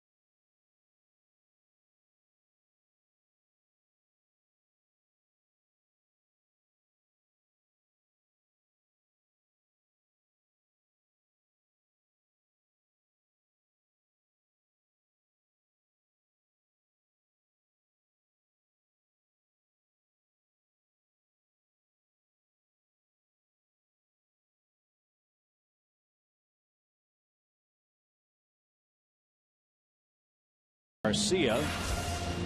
And now we'll see if we can hit a home run on the trivia answer. Brought to you by AT&T Uverse. Joe John Smoltz, the Braves' all-time strikeout leader, 3,011 of them as a Brave, who's second. You know, I'm going to go with Tom Glavine. Okay, that's a good guess. Because of tenure. Yeah. I'll go with Phil Niekro for the very same reason. And a trick pitch. Way to go. It's Phil Niekro, 2,855 strikeouts with the Atlanta Braves. We are still perfect. Yes. On this road trip. 2 and ought. Yes. Piscotty, first pitch, ground ball. Simmons kicked it, recovered, but couldn't make a play. There are a couple balls up the middle that Braves would like do-overs on. Don't know if Simmons slipped as he tried to make the grab. He's looking down at his feet and at the turf. Hope he's all right. Watch his glove when he feels this. Right there, when he rolled over it, that scared me. After he picked it up the second time that he rolled on it, may have hurt his wrist. Hope not. Infield hit. That'll bring up the catcher, Tony Cruz. Amazing thing about the Cardinals with the best record in the league. Cardinals don't have a single player in the top 10 in average homers or RBIs, on-base percentage, or slugging percentage. Isn't that amazing? Talk about a total team offensive effort. That's how this team is built.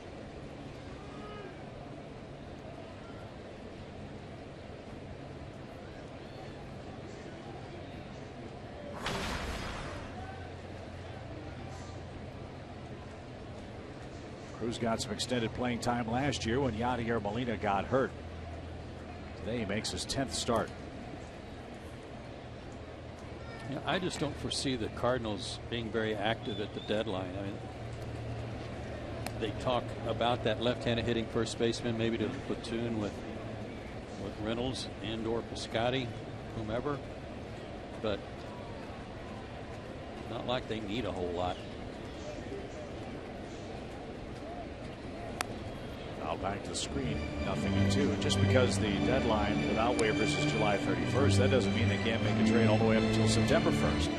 Yeah, I liked what the commissioner said about that the other day, that maybe it was time to move that deadline back to maybe August 10th or so to give the teams, he said, because of the expanded playoffs with 2 wild cards in each league, that there's more teams involved now with chances, and that it might be time to move that date back. That makes sense. Yeah. No balls, 2 strikes. And the thought of July 31st was by then every team's played 100, 105 games. You're 2/3 of the way through your season, and most fans would say, well, if you don't know your team after 100 games, what's another 10 or 15 going to make? But that was before you had the 2 wild cards. Yes. And all you had to worry about was winning a division or a league before divisional play in 69. 1 ball, 2 strikes. And foul back out of play.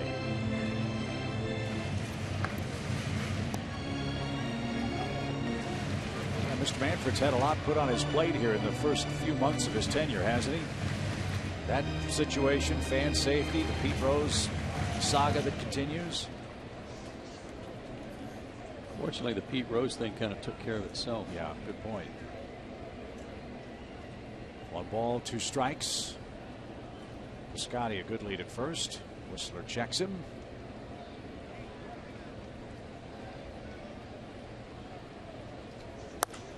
And out of play to the right side.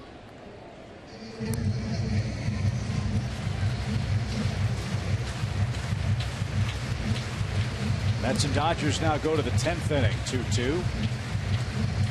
Braves next opponent, Baltimore, just beat Tampa Bay 5-2. Phillies about to sweep the Cubs 9-2 in the 6th inning. The Phillies are playing great after the break. They've lost 1 game.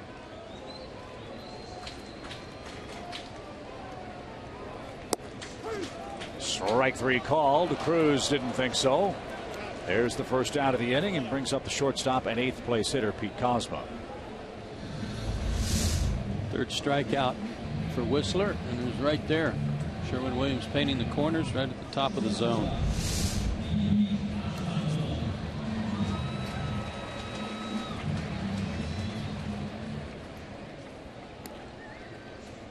Kozma lied out and was intentionally walked back in the Cardinal fourth. That's when St. Louis scored their first of 2 runs.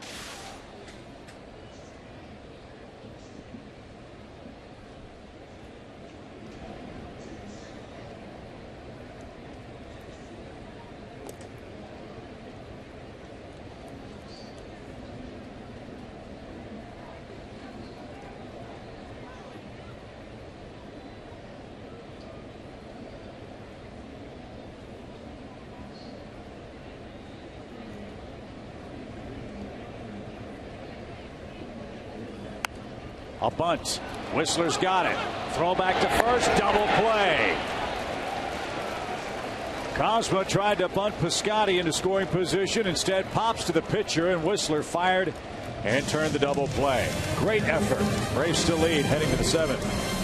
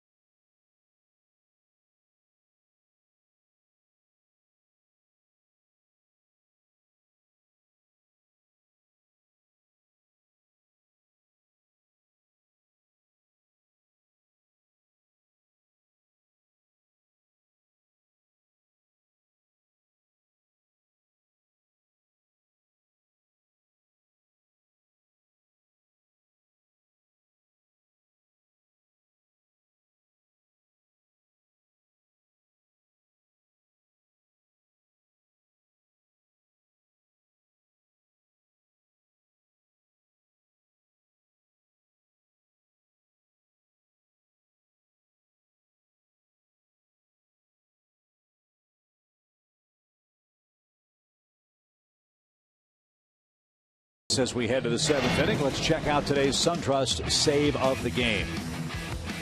Nice play on the bunt attempt and a double play.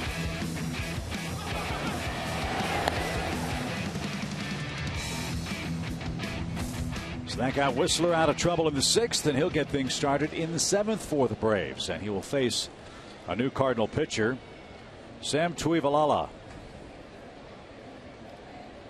God bless you. You know, not going to even try.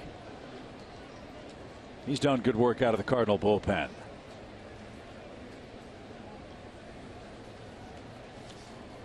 Peter Borges takes over in center field for the Cardinals. Randall Grichuk is out of the game. And the Cardinals did double switch, so Borges will lead off the home half of the inning.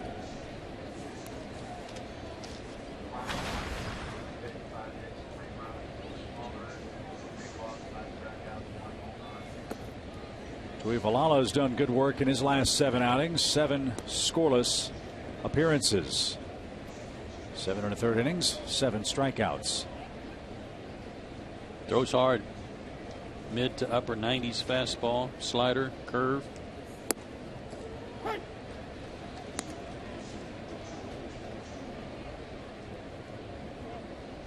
He's out of San Mateo, California. He's only 22. When the ball comes out of his hand nicely. Like Andrelton Simmons was a shortstop. They converted him in 2012. Is that right? From shortstop to pitcher. Cardinals do that a lot. Yes, they do. Have done that a lot. Jason Mott, David Carpenter, just to name a couple.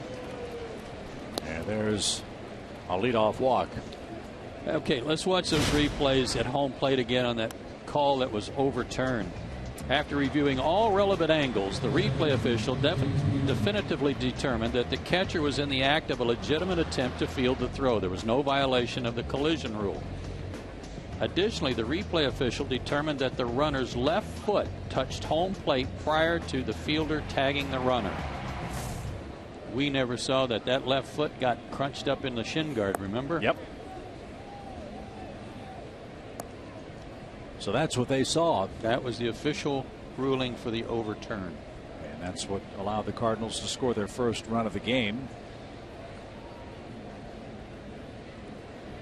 St. Louis tied it 2-2 in the 5th, but Adonis Garcia's homer leading off the 6th put the Braves in front. Now the Cardinal reliever walks the pitcher and faces Jace Peterson, who's got a quick 2-strike count. Jace 0 for 2 with a walk today. Got to keep adding on against the Cardinals in their home park. Up and away. Tuivailala was a 3rd-round pick.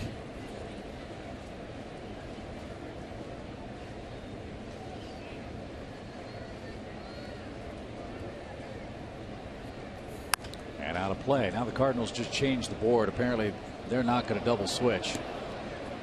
They originally had Borges hitting 9th. That's not the case. They'll pinch hit for Sam Tuivailala when they bat in the 7th inning. So Borges bats in Grichuk's spot. That's 5th. Yeah, Grichuk something must have been wrong for him to come out. Fly ball toward right. Hayward broke in, now drifts back, still drifting onto the track, and he'll have room.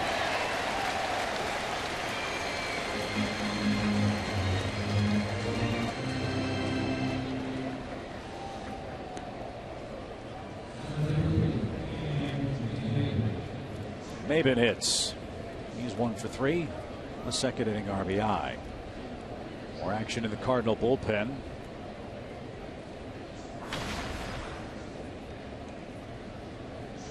As Randy Choate up for a 2nd time. He's got a right-hander down there too.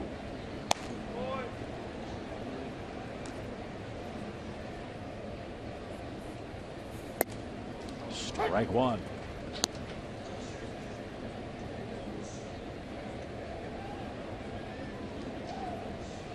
Tuivailala, a 3-sport star at Aragon High School in San Mateo, California. All-conference player in baseball. He's a guard in basketball and is the quarterback of the football team. He's going to go to Fresno State. Cardinals gobbled him up in the 3rd round.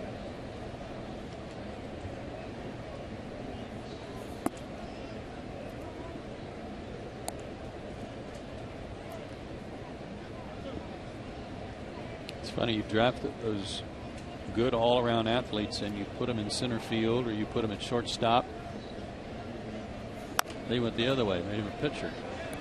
Ground ball to short, and the throw to first is in time. Interesting decision there by Pete Kozma.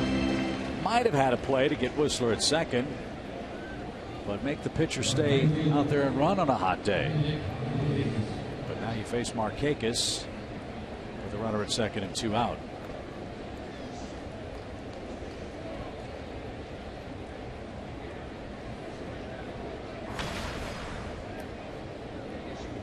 Now Mike Matheny's on his way out, and with first base open and a left-handed hitter up there, looks like Randy Choate's going to be summoned to take care of Nick Markakis. Top of the 7th, wheels turning for Mike Matheny and the Cardinal bench. Tuivailala gives up a leadoff walk to the pitcher, and that's got the Cardinals in a little trouble. They're already down 3-2 late.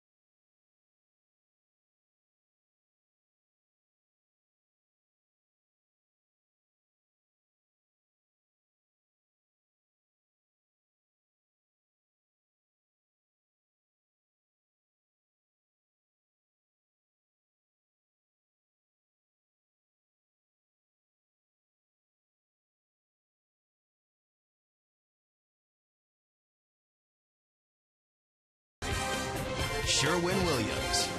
And your local Toyota dealers. Let's go places. Joe and Chip with you from St. Louis. Good news to report. Braves up 3-2. We head to Baltimore next. Here are our Chevron starting pitchers for interleague play against the Orioles. Alex Wood 7-6, 378.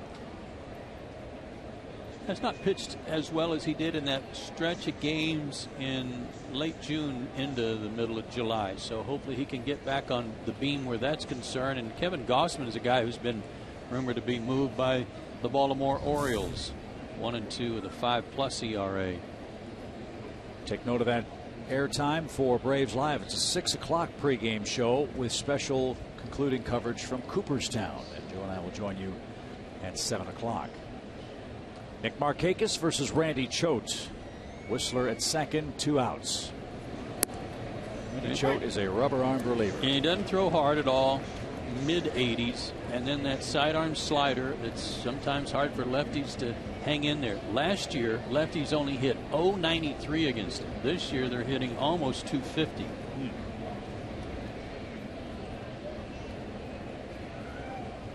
A nice run to pick up from Markakis. And he squibs one to the left side. Cosma knocks it down. Long throw to first. Draws Piscotty off the bag. It's an infield hit. And the Braves still alive. First and third now with 2 outs. And Nick did what you've got to do with Choate, and that's try to hit in the other way, because everything's going to be moving away from you. And a nice play by Cosma saved a run. This ball was just going to get through there and just die out in shallow left field. But by gloving it, he was able to hold Whistler at third.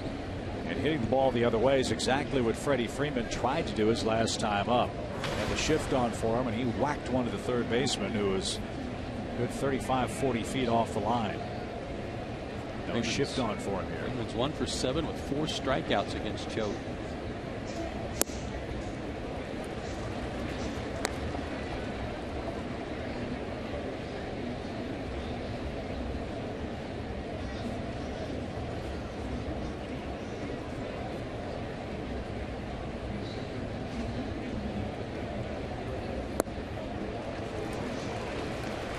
Slow, slower. Now let's see if it's slowest. Yeah, it's almost as if you've just got to keep that right foot planted and wait and wait. If you're a left-handed hitter. 0-2.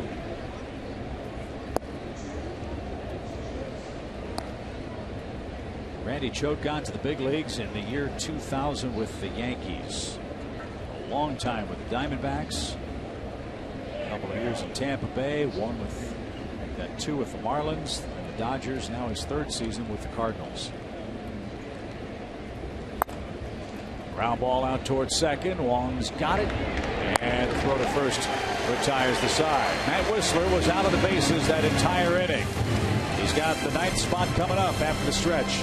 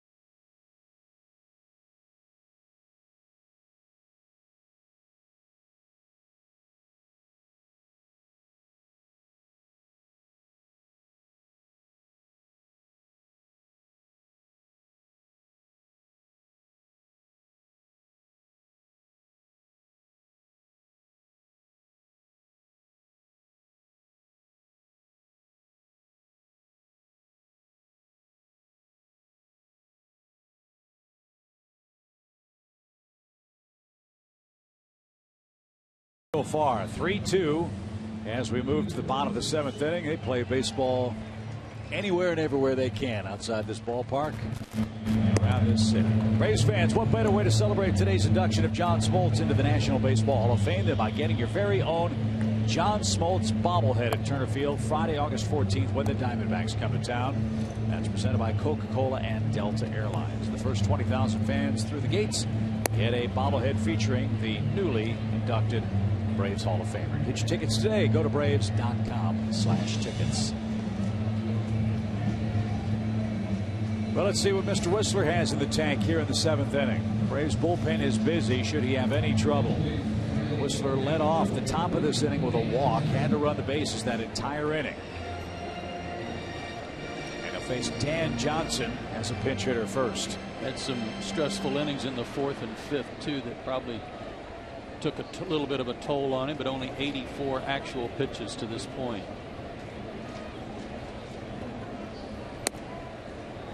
Nothing wrong with his fastball today. He's been sitting at 92, 93 all day long.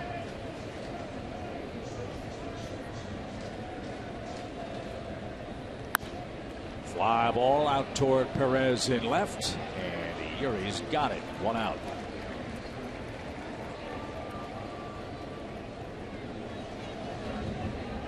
First out of the inning. First batter of the inning. Late in the ballgame. Vitally important. Good job. And snaps streak of 3 straight innings for the Cardinals where that leadoff man is reached. Strike 1 to 22 of 27 hitters. And this hitter's been a tough man for Matt to retire. Colton Wong's got 2 hits, including a run scored. He's had a good series. No balls at a strike.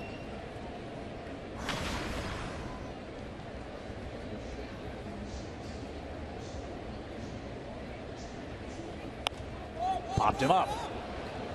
Lavarnway chucks the mask and makes the one-handed grab. 2 out.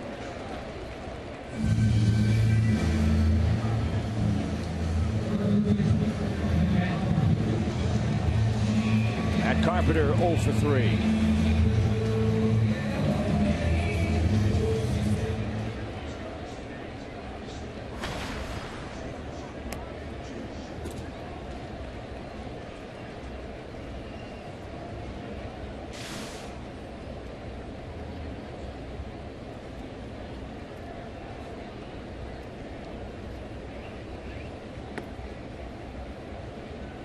Low, 1 ball, no strikes.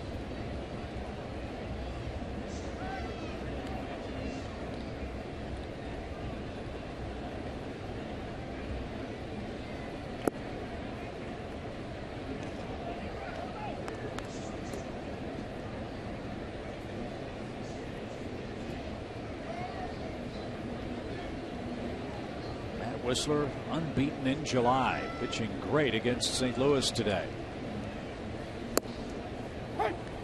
Hit the glove. Yeah, and he's done that all day long with his fastball. Good movement on it. Good action. Hitting spots. Lower but low. Now 3 balls at a strike.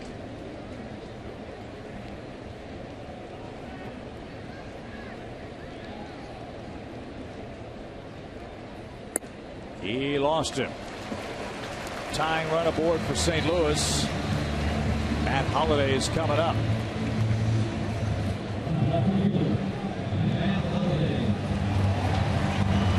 Third walk for Whistler. One of them was intentional, however. And Holliday, you might recall, got busted inside on the first pitch of his last at bat and then ripped one down the first base line for a run scored double. And the other ball he's hit hard today was to right field, and it was caught by Markakis. He walked in between. So, at least so far, he's been looking middle away. Good pitch. You'd have to have courage to throw this guy a fastball over the inner half, wouldn't you? Got to have some confidence in how you're throwing your breaking ball, and it's been a good one today as well.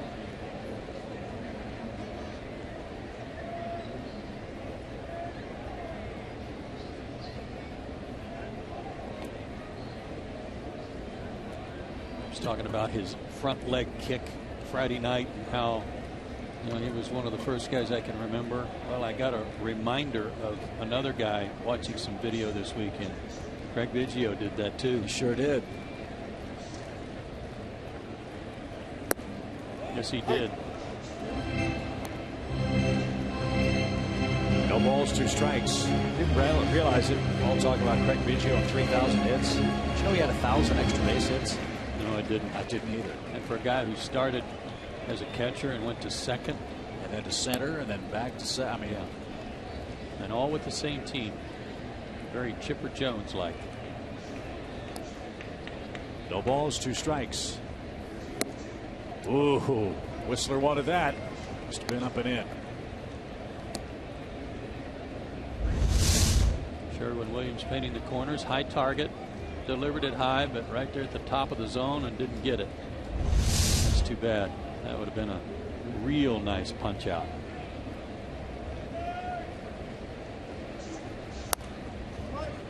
Far off. And again, 1 ball, 2 strikes. Again, he's looking middle away, but Matt is so big and strong. Any mistake you make inside, he can hit it a mile.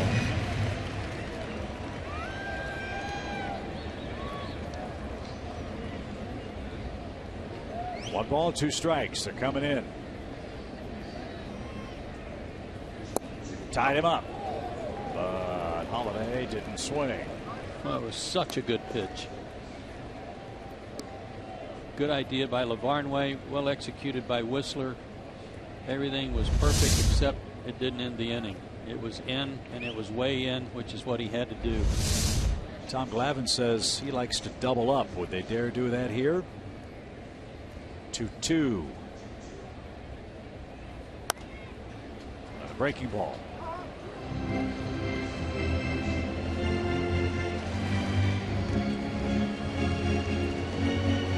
Good idea by Lavarnway.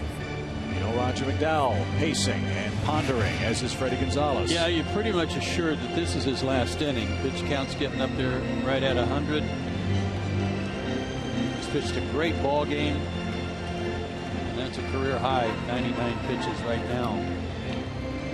So he just needs one more pitch to get out of this inning and then turn it over to the bullpen. 2 balls, 2 strikes. Popped him up. Freeman over near the Cardinal dugout. Glasses gleaming, plenty of room. He's out of it. Matt Whistler, with 7 brilliant innings in St. Louis, has handcuffed the Cardinals. Atlanta 3, St. Louis 2. We're headed to the 8th.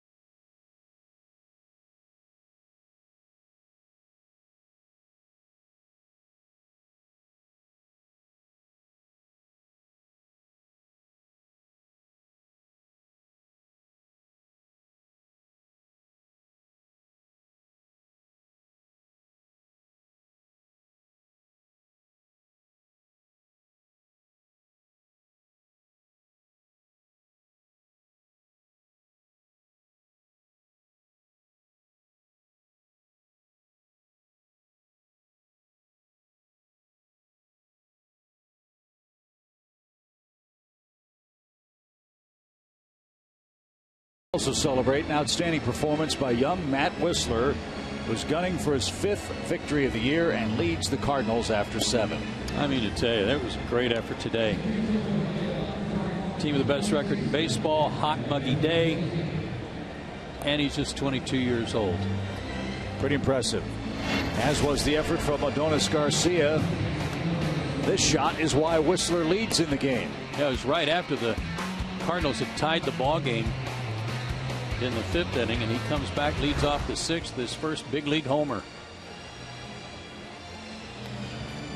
So then our Toyota key play of the game, and here's the newest Cardinal, Steve Cishek, a man the Braves know very well, the former closer for the Marlins. He was acquired a couple of days ago and will bolster an already formidable St. Louis bullpen. Well, you got Choate coming out of the left on the left side, dropping down, and you got this guy from the right side. Pretty good combination in your setup role. Cishek was their closer, but remember what an awful start he got off to this year with the Marlins having such high hopes. He really put a damper on things with the several blown saves, but lately he's back to form and pitching good. So Cishek versus Garcia in the 8th, 3-2 Atlanta. Talk to me as a big league hitter. Almost all bullpen guys throw hard nowadays. Cishek certainly falls into that category. But as you mentioned, they have an array of power arms, but a bunch of guys that throw from different angles. That's got to be a nightmare to face in a short series. It is. It gives Mike Matheny a lot of options depending on who the hitter is and how you want to approach him. Cishek, all kneecaps, elbows, and then that slingshot delivery. And a low 90s fastball for a strike.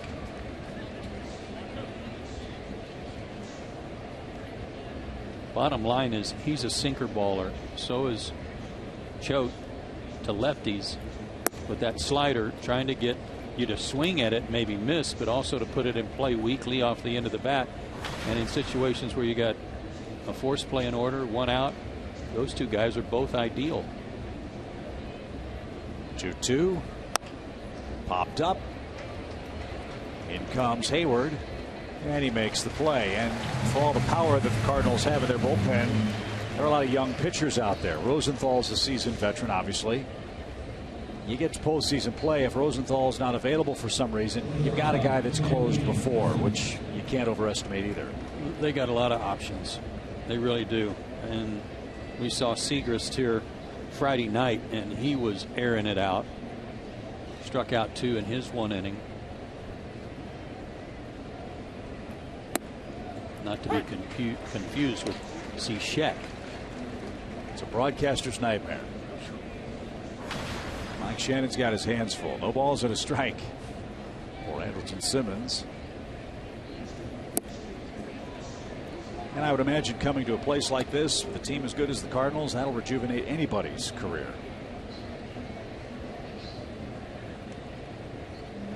Picked up a few games in the standings. Yeah.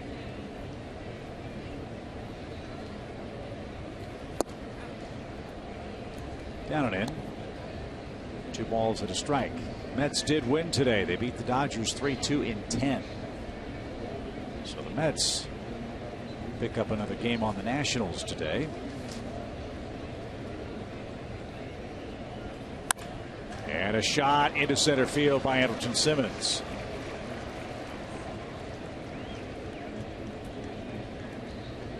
His swing right now, Chip, to me looks like he's waiting better. He's using his hands better. It's not a real big whirling dervish swing, you know, like he's trying to hit the ball out. On the last homestand, we saw him almost corkscrew himself. Yes. Yeah, these 2 hits here today have really been nice swings. Controlled.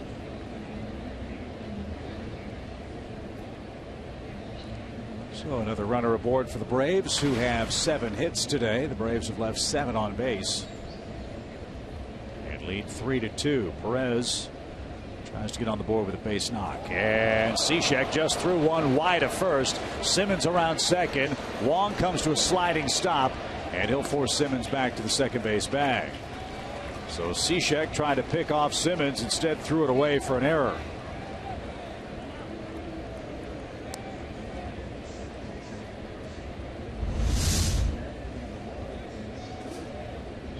That was a little wide.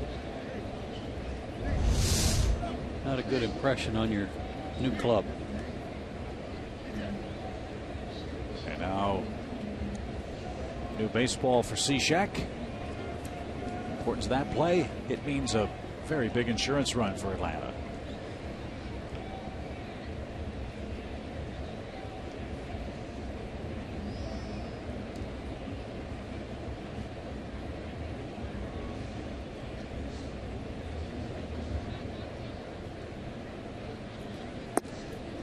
Way outside. Mets won their game in the bottom of the 10th on a RBI single by Juan Uribe. Wow, so that trade already has helped the Mets. Kelly Johnson, a big day in his debut yesterday. And Uribe, a game winner today. Uribe had a great line, by the way. He said, "This is a big year for me. Need another contract because I want to buy more fancy cars." Of course, he was laughing when he said it.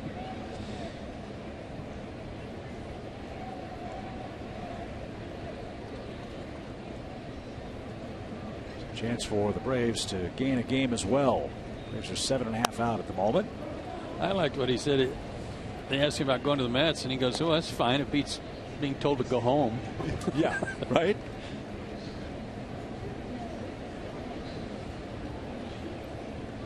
I have a feeling he's going to fit in just fine in New York, which did get good news earlier this weekend. David Wright's been cleared for baseball activities, whatever that means. It's still going to be a while for David Wright. And downstairs for Perez. 2-2. Sandy Alderson, the Mets general manager, also said, I believe yesterday or earlier today, he has not ruled out the potential of making a quote-unquote big move at the trading deadline.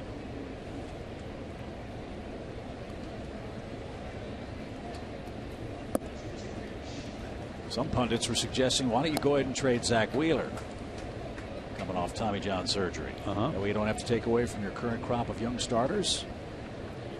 If Wheeler comes back from Tommy John, probably get a real good player. 3 balls, 2 strikes.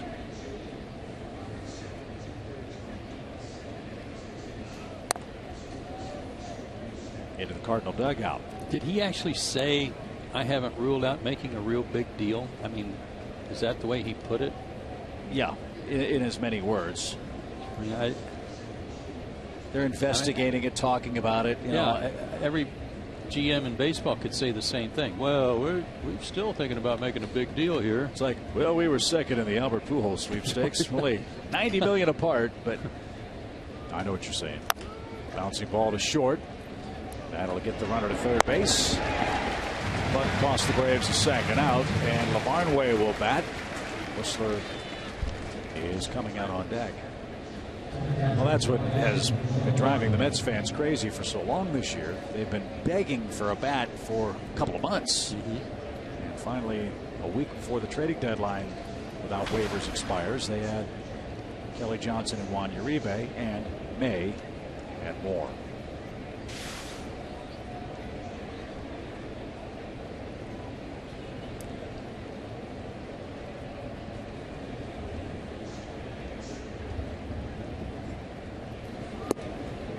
Strike one inside corner.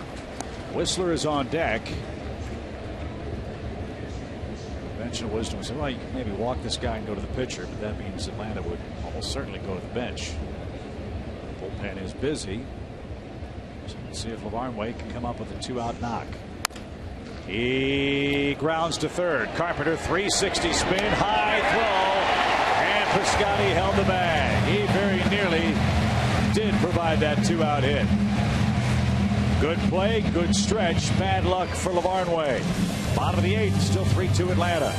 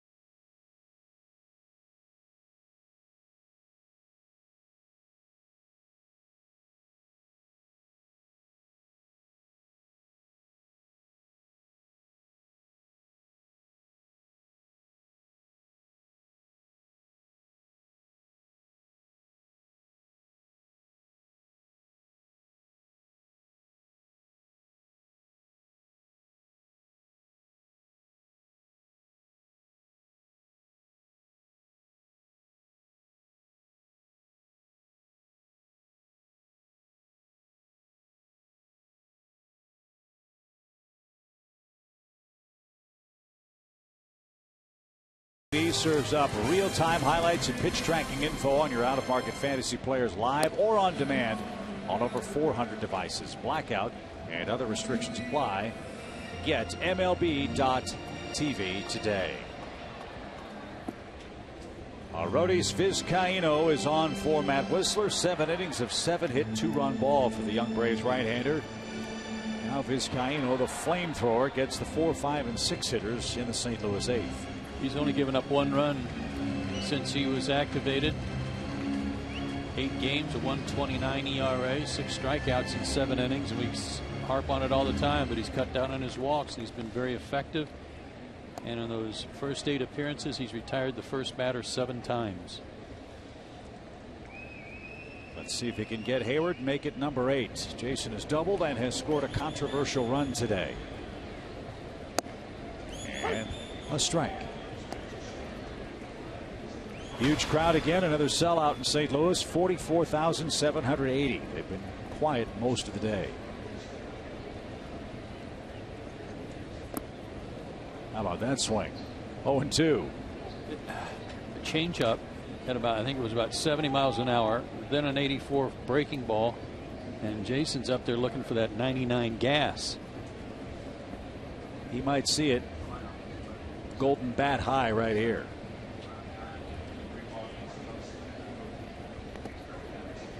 He's in the dirt. 1 ball, 2 strikes.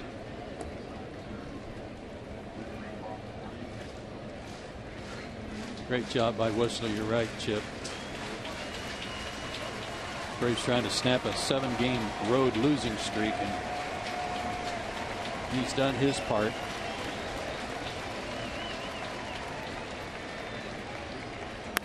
There's the heat, and the Braves had it played perfectly. Garcia with a peg to first in time, and there's out number 1. Tough pitch to catch up to. Hayward was late, and he bounced to third. 1 down in the 8th inning.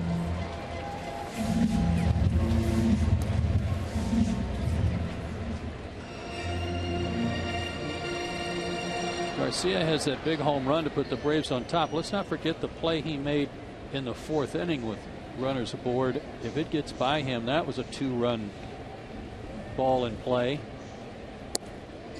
He got an out. The Cardinals had to settle for just 1 run.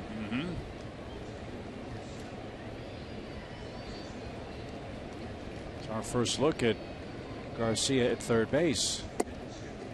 Awful lot to like from what we've seen in this game. That goes back to what you talked about earlier this year. What a great job Brian Snitker and his staff do with the Gwinnett Braves, and all the Braves minor league managers. Hard work they put in, getting guys ready to play every day, making them better, having them prepared for what they hope is the dream call up to the major leagues. I mean, those guys don't get enough credit, especially Brian Snitker and his staff. Every single one of the guys that's come up, for me, has looked prepared to play up here. Yeah, and the guys that come off the bench swinging the bat too. Popped up. Right side, Freddie Freeman is going to give way to Jace Peterson. There's the second out, and here's the fine play Joe was talking about earlier today. Runners were running on the pitch. If that gets by him, both guys score, but instead it wound up 2nd and 3rd, 2 out. Excellent play.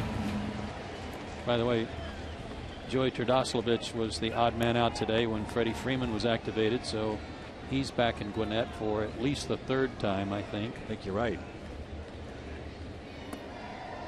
So after Hayward grounded out, Peter Borges popped out. This is Stephen Piscotty. He's got a couple of hits.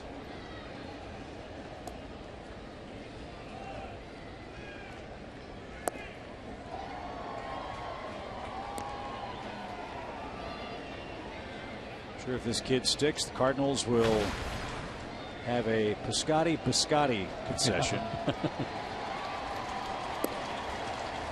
For too long. 3 balls, no strikes. Don't want to walk him. Like a good pitch.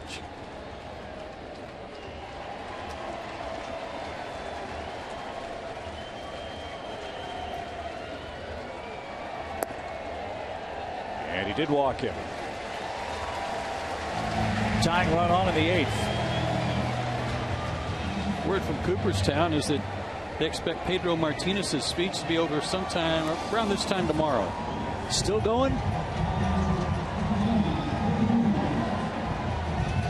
Well, I know he's doing his speech in English and Spanish, but I think he went over the 11-minute time limit today.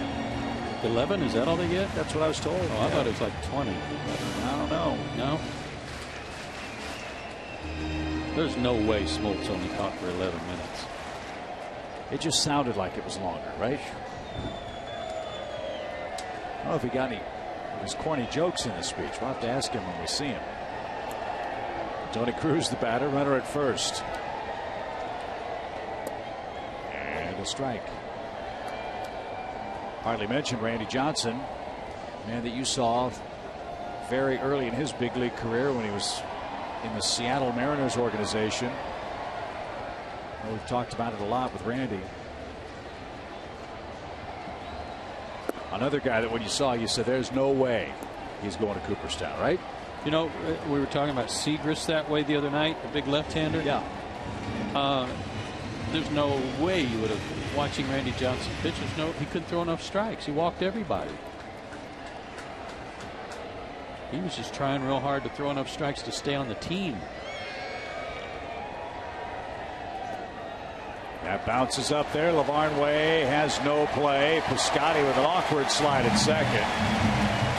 That's a big play in the game. A wild pitch. Now a hit could tie the game if Tony Cruz provides it.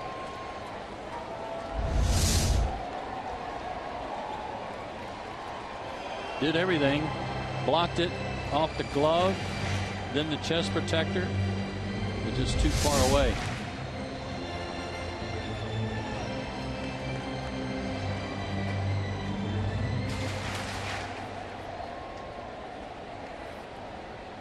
They've got their everyday shortstop, Johnny Peralta, waiting on deck. Don't want to face him. No. Big home run hitting shortstop Peralta. First the 1-2 pitch to Tony Cruz, and he fought it off. I don't know what's going on, but there haven't been many fastballs.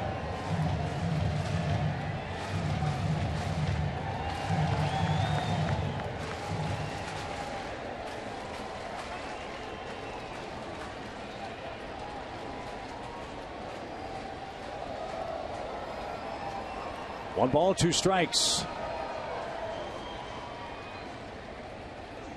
There one came at 97. He timed it perfectly. Where's that been? So Piscotty left stranded at second for St. Louis, and we head to the ninth inning. Atlanta trying to salvage game 3 in St. Louis.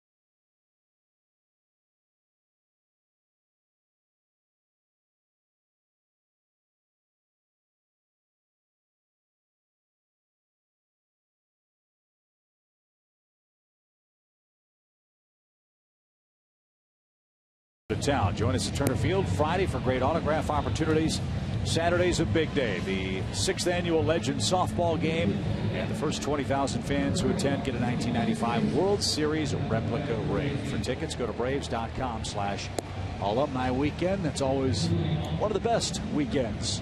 Celebrate 50 years of baseball, Braves baseball that is, in Atlanta. This is Miguel Sokolovich. He is the 5th Cardinal pitcher. Sokolovich, fastball, slider, and change. Fastballs in the high 80s, low 90s. Good numbers for him. Few walks mixed in there.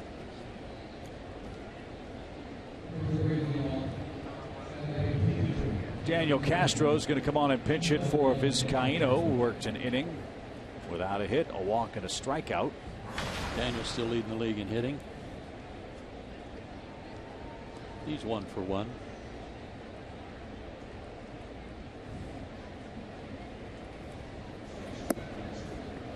That missed low. 1 ball, no strikes.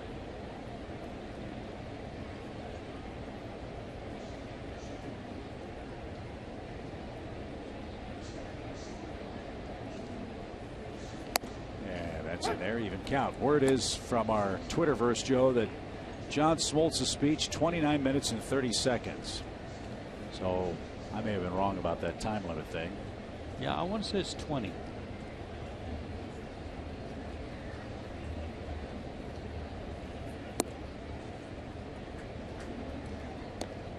And the early reviews on Twitter, too enthusiastic, thumbs up for John's speech. Good. Can't wait to read the transcript of it. Can't wait to see him back in Atlanta. 2-1 for Castro. And good pitch, fooled him. It's 2-2. This will be the last time we see the Cardinals till the final 3 games of the year.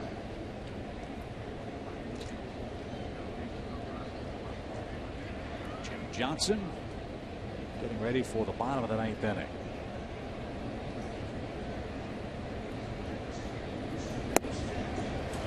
And Castro is retired for the first time in the big leagues this year. 1 down. Sokolovich just turned 29. Cardinals signed him as a minor league free agent. St. Louis, his 6th different organization. The Red and White Sox, Orioles, Cubs, Mets, and now St. Louis. And a stint in Japan, too. Wow.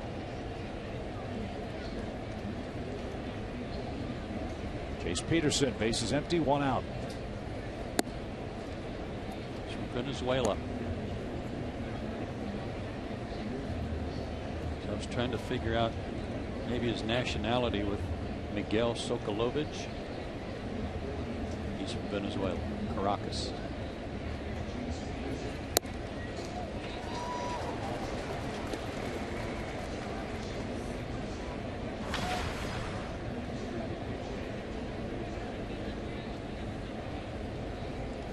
First time in the big leagues was 2012 with the Orioles. Also pitched for the Cubs that year. The Japan stint Joe was speaking of was in 2013, 11 games in Hiroshima.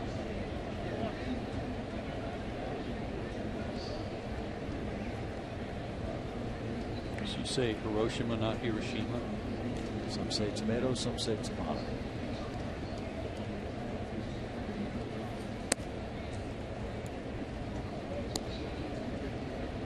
Grandfather's best friend, Tommy O'Leary, who was from Japan, called it Hiroshima. His name was Tommy O'Leary? It was. I'll go with Tommy then. Good idea. 3 balls and a strike. Sharply hit to second. Long's got it. Throw to first in time. Yeah, true story. Harry had a friend from Chicago whose dream in life was to own an Irish bar, and he was from Tokyo, Japan, and he changed his name to Tommy O'Leary. And he said, "This is my dear Japanese friend, Tommy O'Leary." Everybody do just which? Huh? What? That's funny. 2 outs. Talking earlier about the Cardinals' good fortune with some late first-round picks. Shelby Miller, Michael Walcott, Colton Wong fits into that category too.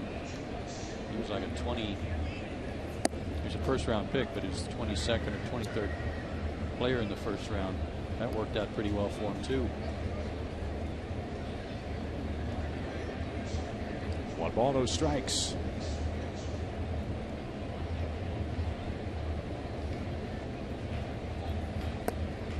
These are 2 great, proud franchises.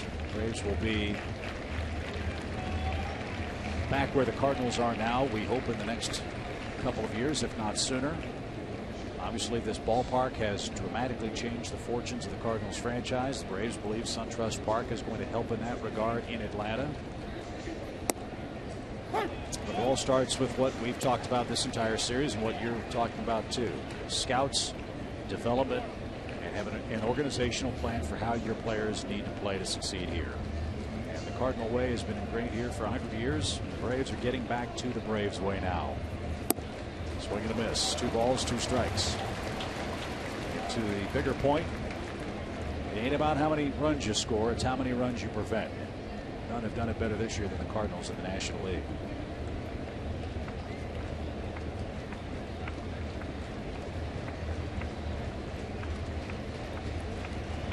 Two from Maben. Bouncing ball. Sokolovich lost his glove, and Wong couldn't field it cleanly. Sokolovich tried that backhanded matador-like flip. Lost the glove. Ball bounced by him. And Maben has his second hit.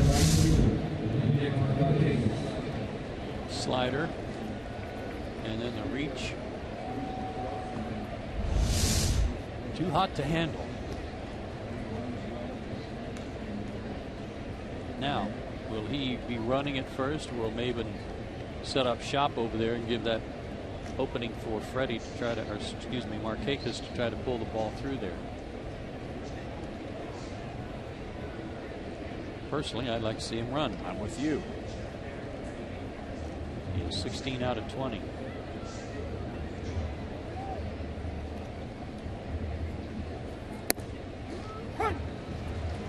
He broke but didn't go. Strike 1.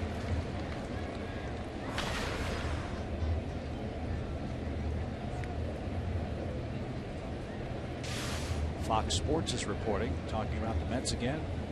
They are scouting Jay Bruce heavily, apparently. No balls and a strike. I'm sorry, who is? The Mets are hot on Jay Bruce, apparently. Texas and the Dodgers in the hunt for Cole Hamels.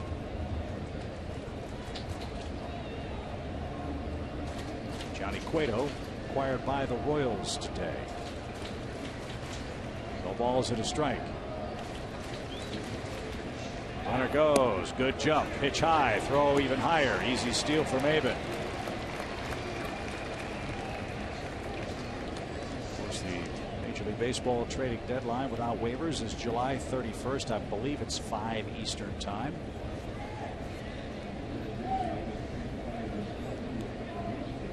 A hit means another run if Markakis can provide it with a 1-1 count. Be a nice bonus for Jim Johnson, who's loosening up in the bullpen.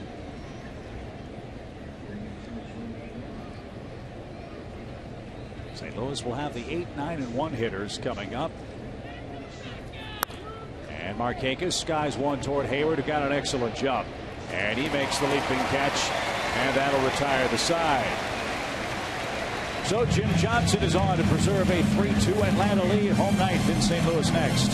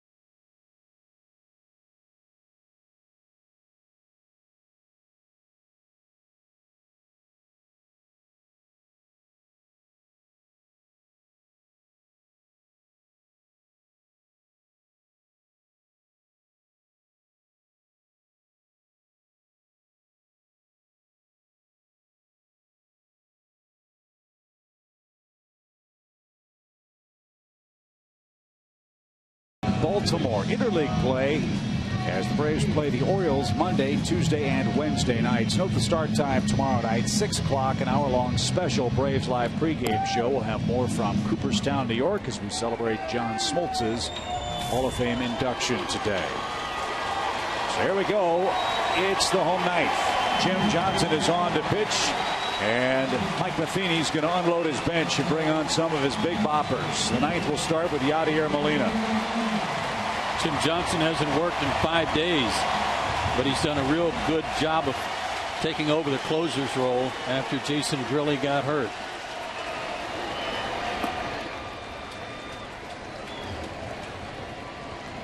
Had 3 saves on the homestand, 1 against the Cubs, 2 against the Dodgers. 1 ball, no strikes for Molina, and he was overmatched with a fastball.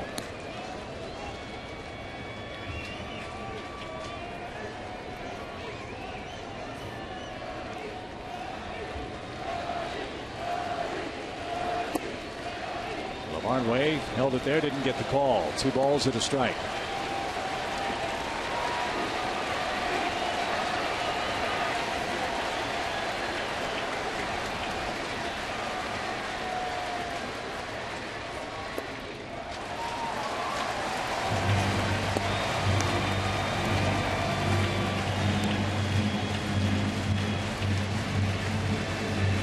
Don't want to walk this man. The man with the most homers among any shortstop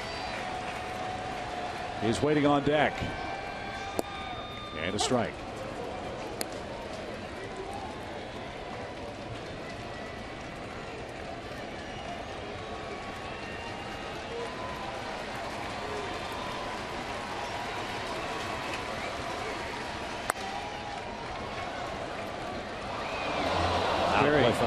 Very defensive swing there on the fastball. Looked like it had a lot of the plate.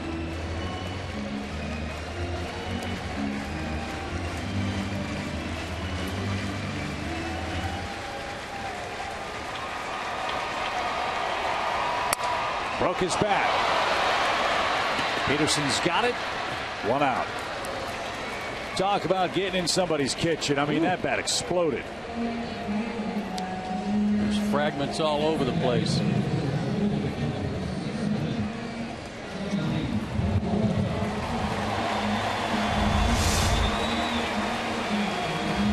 Up and in. That is full description of getting sawed off. There's the first out. Now Peralta bats. This man has been a clutch hitter for the Cardinals. Hitting .362 from the 7th inning or later and 19 RBIs. He's batting in the 9th. 1 out. Bouncing ball. Simmons charged. Got the good hop. And a good throw is the 2nd out.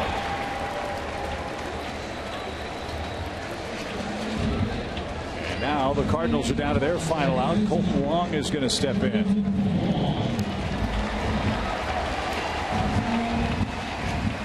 This is Jim Johnson at his finest. That hard sinker and getting ground balls. Fastball was what broke the bat of Molina. Another ground ball would be just fine. 1 ball, no strikes.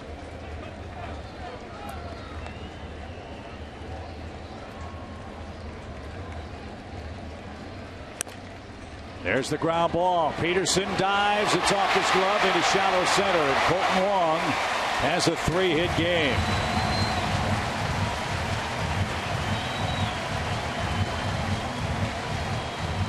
When you get that ground ball, if you can just have some control over where they hit it, you'd be in business.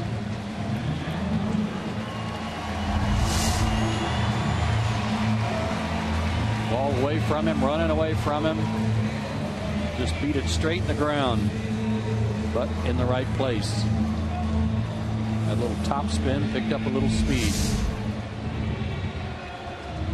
Wong is 11 out of 16 in swipes. Carpenter's 0 for 3 at the plate today. He walked in the 7th.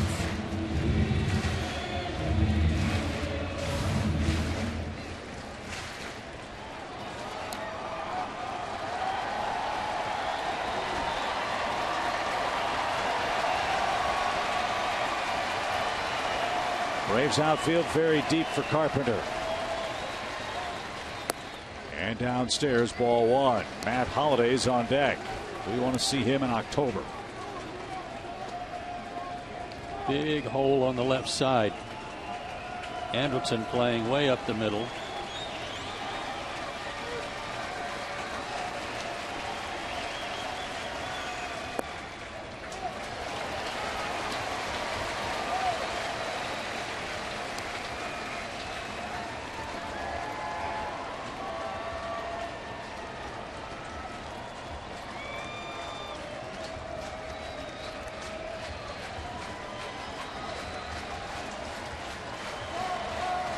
The 2-0 pitch.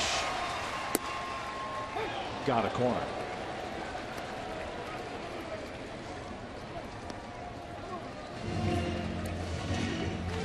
Molina took one down the middle, 3-1. And Carpenter just took one 2-0 down the middle. Hitters counts, but they're trying to be patient. Maybe got caught looking for something else.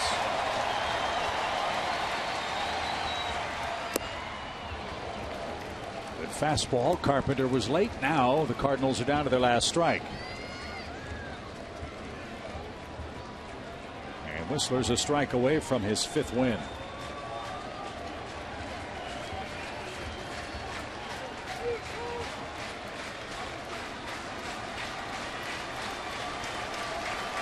No strikeouts today for Carpenter, but 77 on the year. Popped him up. Maben looking up into the bright sunshine. Says he's got it. He does. And the Braves have beaten the Cardinals. 3-2 your final score. 7 brilliant innings from Matt Whistler. Vizcaino and Johnson shut the door. And Adonis Garcia's first big league homer in the 6th inning. The difference today as Atlanta heads to Baltimore with a 3-2 victory. That's your final. Joe and I wrap things up from a very quiet Busch Stadium in St. Louis after this quick timeout.